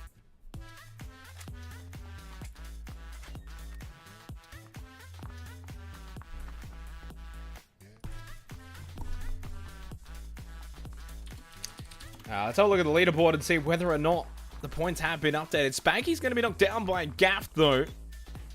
And Yasu goes down 2 for skins equal skill, but I would say they're also already qualified. They've qualified. Apparently, the points should be updated. So, skins equal skill has been eliminated, but they've already qualified. And for Flex Gang in 6th position, they have also already qualified. Now, interestingly enough, the Chiefs took that fight. They were sitting in 21st position, only 15 points ahead of 24. They come out on top, though, in the end for the Chiefs. For the teams that are not so far qualifying, teams to look for, you've got Viral Gaming, Mador, The Mighty Quack, Slideshow Gaming, Avoid Gaming, Atletico Pride, Angry Veterans Gaming, Tonky Wonky are all not qualifying currently. Revcast goes down. There are a couple of teams who are pretty much... there are a couple of teams who are also between 24 to 21-ish that can probably still drop out.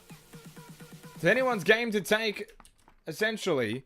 As we go into it, results, it's going to be knocked down. But for those teams who are already really in the top... I'd say the top 18 have probably all already qualified. 3.5 minutes gone here. The final game of the night for the GLL Wingman Series qualifiers, powered by Brawlfest.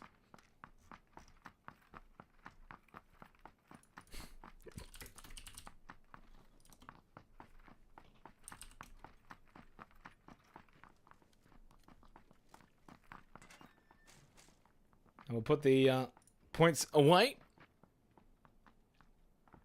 And we'll see where this zone is going to take us for phase number 2. 3 minutes and 30 seconds until we head into phase number 2. It's a lot quicker than Miramar and Erangel. But Champs and Edge for the Chiefs, currently 21st position.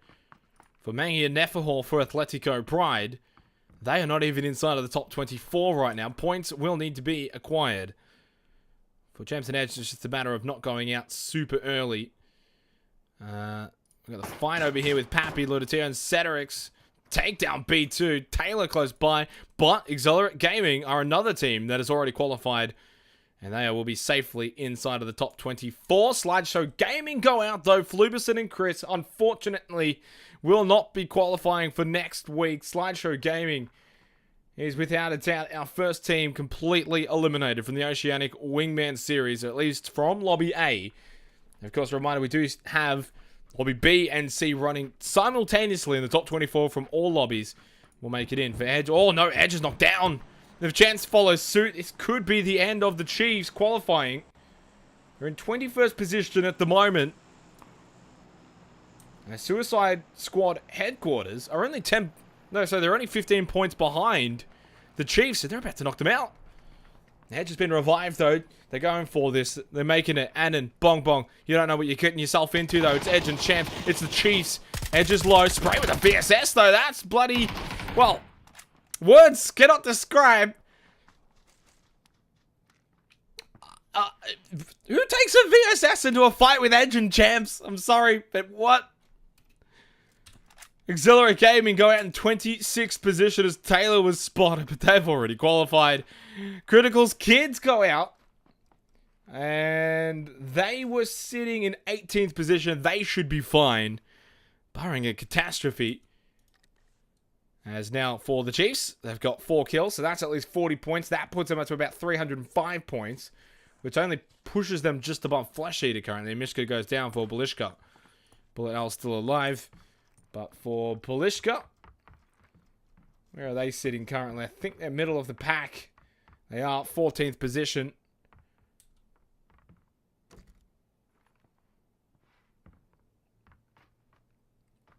Six and a half minutes gone so far. And really, this Game 6 game, it's just about sort of keeping an eye on those teams who are aiming to qualify, or for those teams who are in the qualifying position currently inside of the top 24, but they may fall out because it's so close. And a team like Atletico Pride, featuring Mangi and Nefahor, well, they are a team that is not inside of the top 24 at the moment, looking to make their way into the top 24, though Rafi and Nonreg are close by. And if Rafi and Nonreg do take out Atletico Pride here, they are out of the Wingman series as well. Nefahor has not moved. The real question is, I wonder if Rafi or Nonreg, if they know that there is a team here, or they're just playing super safe, super conservative. May backfire those. He's about to open this door. Nefahor is waiting.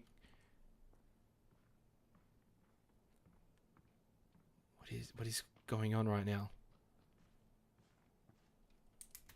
I'm confused. Rafi's just moved back. Maybe he's expecting someone to come out of there. Sees the door open. Now he spots Maggie. That's going to be an easy spray down for Rafi. Nefahor, last one alive for Atletico Pride.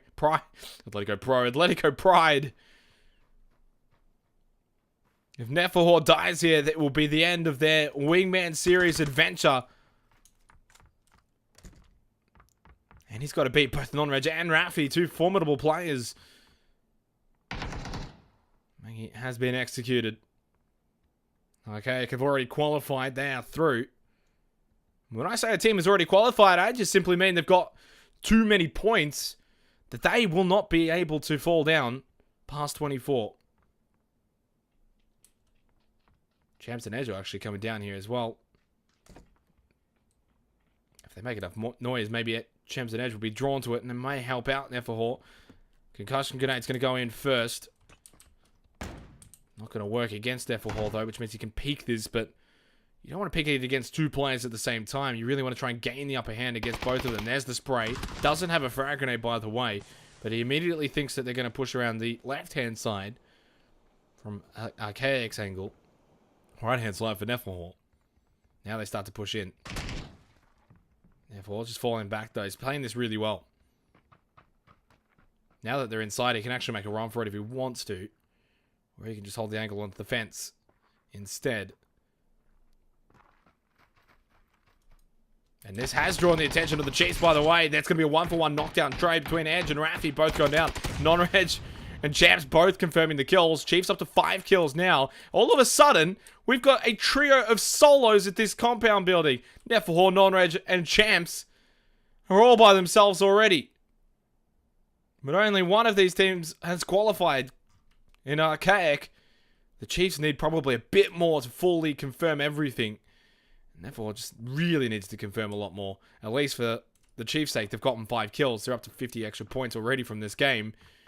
Making it inside of the top 15. They should be all but safe. They're already inside of the top 24 coming into this game, but funny things can happen. I'm just sitting in the window.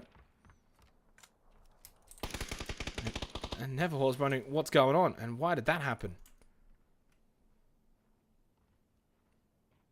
He spots Champs. Oh no, this is going to be the end of the Chiefs. That is going to be the end of the Chiefs. Neferhor picks up the first kill for Atletico Pride. Sends the Chiefs out in 24th position with 5 kills.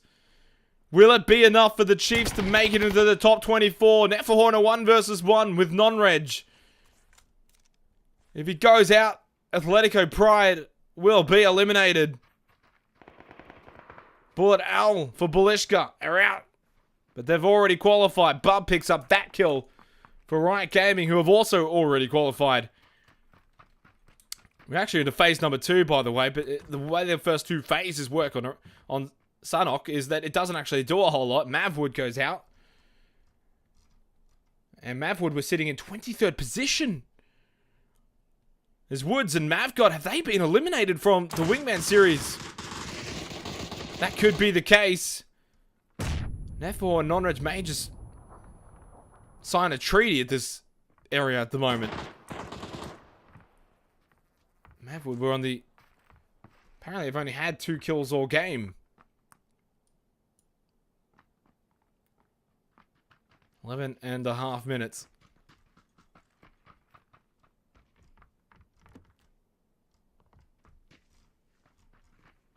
We are now 8 seconds away from phase 3. And this is where we are going to see... Oh boy. Well, they said they were going to get the tuk-tuk. They got the tuk-tuk.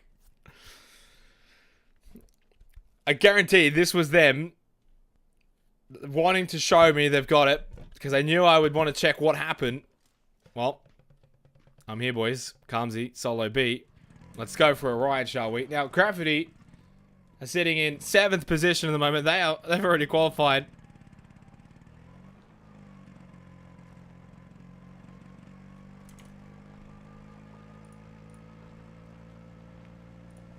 Let's have some fun for a minute, hey? Let's have some fun. But we're still early on here, even for... Oh no, don't stop, boys.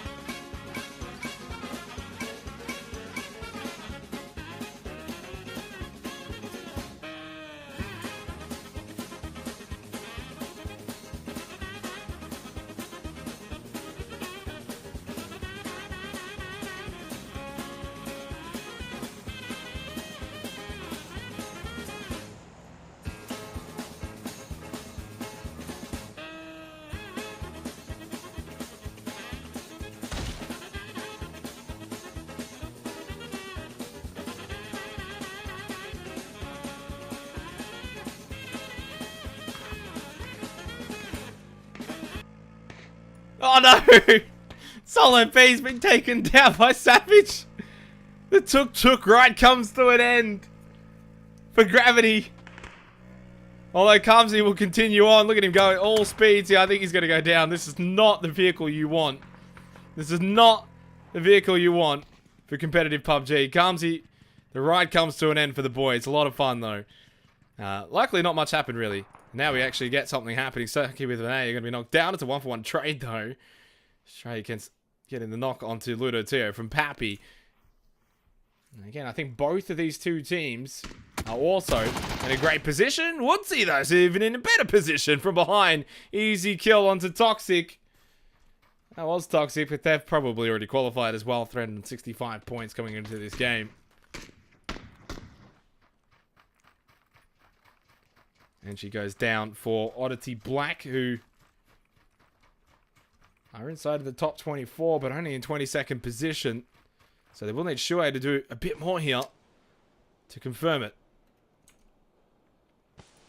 Resident for Pure Esports. Therefore, still alive here as well.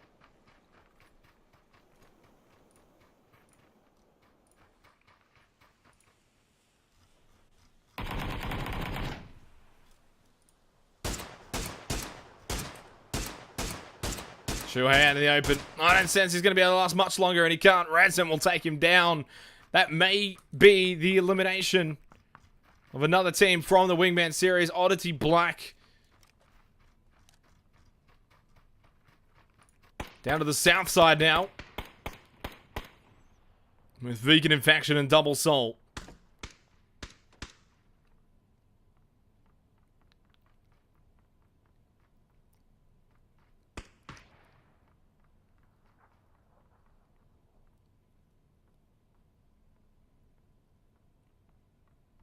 Almost 16 minutes gone. 18 teams, 29 alive. Sixth and final game of the GLL Wingman series. It's been a lot of fun today. But for only 24 teams from this lobby, we'll move on to next week. We go to Painan. Very similar circle, actually. Very similar circle. Of all of the map on Sanhok that we could visit, we're going back to Painan. I mean, we finished on this bridge last game. Look, I don't know. It would have been nice to have something slightly different. But, you know, PUBG is PUBG. Non-Reg is going to make his way down to Painan. Therefore, continues to just do nothing. Does have the one kill. At least it's an extra 10 points for Atletico Pride as they look to make it into the top 24. Duckstorm. Sorry, Duckstorm. Ooh, that's a cool name. For the Mighty Quacks is Ducklips and Storm. We're on 155 points. They will need well and truly over 100 points to make it into next week for the Mighty Quacks. I love their logo, by the way. I think it's the best logo. Silly. Last one alive for Avant Gaming, but they've all but qualified. All but qualified. Sugarman and Smil for Smile is what he said he should be called. I reckon it's Smayul. I think he lied to me. For Avoid Gaming on 185 points. Again, they are a team that will also require roughly around 100 points. 100 may actually be more than enough, though. Org, level 3 gear. They've been fortunate with the crate for this final game to try and get them into the top 24. Otherwise, they will be Avoid Gaming next week. Get it? Because they won't be playing. They'll be avoiding. Ah, you get it. This may be the end, though. Funmatic, maybe to spoil the fun for Sugarman and Smayul. They're going to be caught here on this. They're trying to play as safe as possible. They're going to be caught with their backs against the blue as they come in. It will be straight towards Funmatic, and Somatic and Funsies should be able to finish off Avoid Gaming here and their chances of playing next week. The crate has been looted, by the way, as we head into phase number 4. Maybe not. They may just keep going past Somatic and Funsies. All the way wrapping down to the south side of this zone, which may work out best. This will be the end for the Mighty Quacks, though. Ducklips throws out the frag grenade, but he's going up against Cedrix and Ludatio. Vasili's far, far way behind to help out with the third party here for Ducklips. Storm's just behind him, but the blue zone's approaching 40 seconds. Vasili's been spotted, so he may actually be able to go for the revive if he's quick enough. No. Yes, no, maybe. I don't know. Can you repeat the revive? Got to stick it right now. It's going to hurt. How much is it chunking out per second? 3 per second. Storm, is he going to be able to get away? I don't think he will. This may be a waste of time here for Duck Lips. Got a bandage immediately. You can't first aid kit the 3 damage per second, and Storm doesn't realize Duck Lips will be able to make it in. He'll actually come in from behind Cedric, and Ludite has just been eliminated by Vasily. So Duck Lips may have an opportunity here. Right in front of him. He's spotted Cedric. He's on 30 health. You need to be absolutely precise. Oh no, he goes down, unfortunately for Duck Lips. Cedric's punishing him. And the Mighty Quacks, unfortunately, will not be getting a second movie next week. They're out of here. Eliminated. So is Resin. And Pure Esports should be fine. Barring a catastrophe as Tonky Wonky are eliminated in 16th position. They were just on the edge of the top 24. I don't know if it's enough. Smayul, unfortunately for Avoid Gaming, just sprays towards the tree. It'll be a 15th place finish, which will net them just 50 points. And that's not going to be enough. So unfortunately, we won't see Avoid Gaming back next week. Right on the 20-minute mark, down to 14 teams, 21 alive. And I'm just trying to see. So the Mighty Quacks, Slideshow Gaming, Avoid Gaming have all been eliminated. Neferhor still alive for Atletico Pride. And we've got Angry Veterans Gaming, who were sitting in 26th position coming into this game, tied with Tonky Wonky, who have now been eliminated. Suicide Squad, where are they? Are they still in this game? I'm not sure. I don't think they are from the looks of it. So I think for Angry Veterans Gaming, maybe doing just enough here. Knockdown onto Gat. But they're inside of Pionan along with Riot Gaming.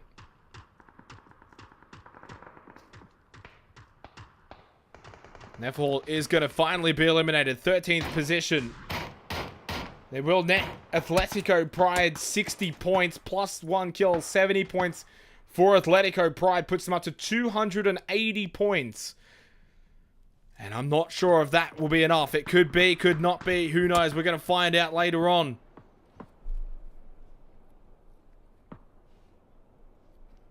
11 teams, 17 alive. 21 minutes and 10 seconds left. Funmatic. They're fine. They're in. They've made it. And I honestly think Atletico Pride have made it as well. Next zone, hard shifting towards Cedric's. As Raps is going to be knocked down by Keen X. Woodsy for We Back, who are well and truly actually going for first position at the moment. Although with Vasily still alive for Avant Gaming, it will be hard to get past Vasily. And especially with the location that We Back are in. They're on the south side here. They have to cross the river. Get across past Proximity. Past Tony. Past Riot Gaming. I think there's 1 versus 2. Infected's actually holding up both members of Angry Veterans Gaming. Just playing for points. There comes Savage. Knocked out. No, Infected will go down. First kill of the game for Angry Veterans. They move forward and they move into the top 10 as well. At a minimum, they'll walk away with 75 points. Slow us. Knocked down. Savage goes prone. And it will be 85 points acquired for Angry Veterans, which puts them over the 300 mark. They will be making it in. They will be making it next week. Tony goes out for some rands.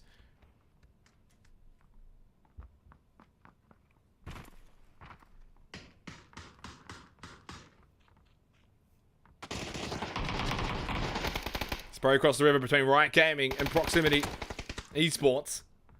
We Back will be eliminated.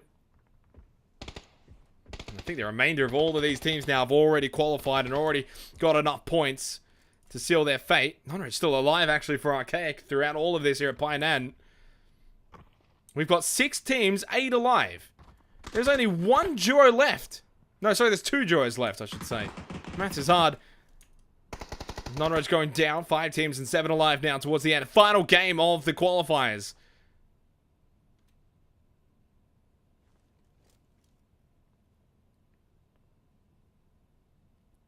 .5 minutes gone. Riot Gaming and Danky. The last 2 duos left. The rest are all solos.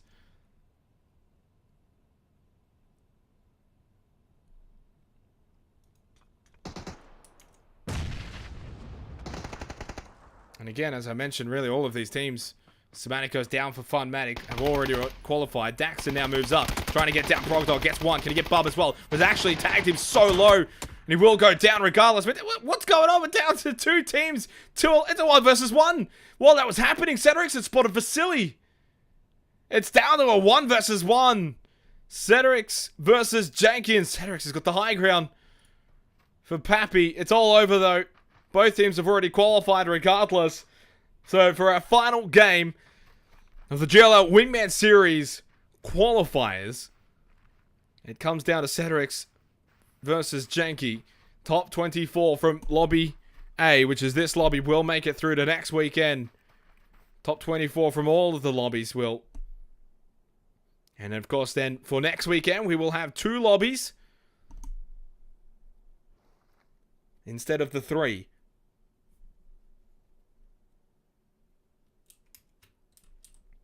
So 1 versus 1, Janky versus Cedric's here in a phase number 8. Blue zone won't even move for another 4 seconds or so. Interestingly enough, both of them actually on the outside of the zone at the moment. Janky probably feels like he's just right above him, but he's not. Cedric's is on the other side of this circle.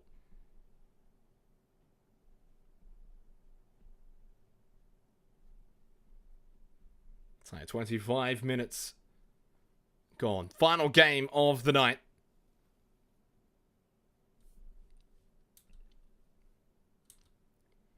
No movement yet from Janky. 20 seconds. Come on, boys. Go have some fun.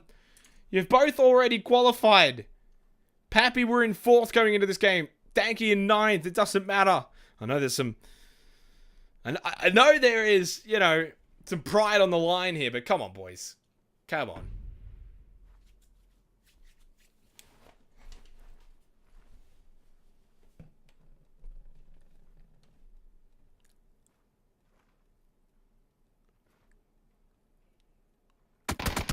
And Cedric's will finally spot Janky. There we go. Pappy with a 5-kill performance win. Ladies and gentlemen. Whew. 6 games. Done and dusted and in the books. As we conclude the qualifiers for the GLL Wingman Series. I'm pretty pooped. 6 games is a lot. I need to go eat. Yep. I'm gonna have some food. What should I have? I don't know. We'll find out. But thank you all so much for tuning in tonight. My name's been Xenox. You can find me on all socials at XenoxCast if you'd like to. Make sure you follow the PUBG Brawlfest stream as well. Of course, we do have the PUBG Brawlfest Season 2 action, and Wingman will be back next Sunday as well. I do presume as well that the top 24 will be in the leaderboard by the time you're hearing this. So exclamation mark Wing OB, and you'll find out who has made the top 24 and who we'll be playing next weekend coming in from Lobby A. Thank you all very much, though. We're going to end the stream here. Much love as always. Until next time.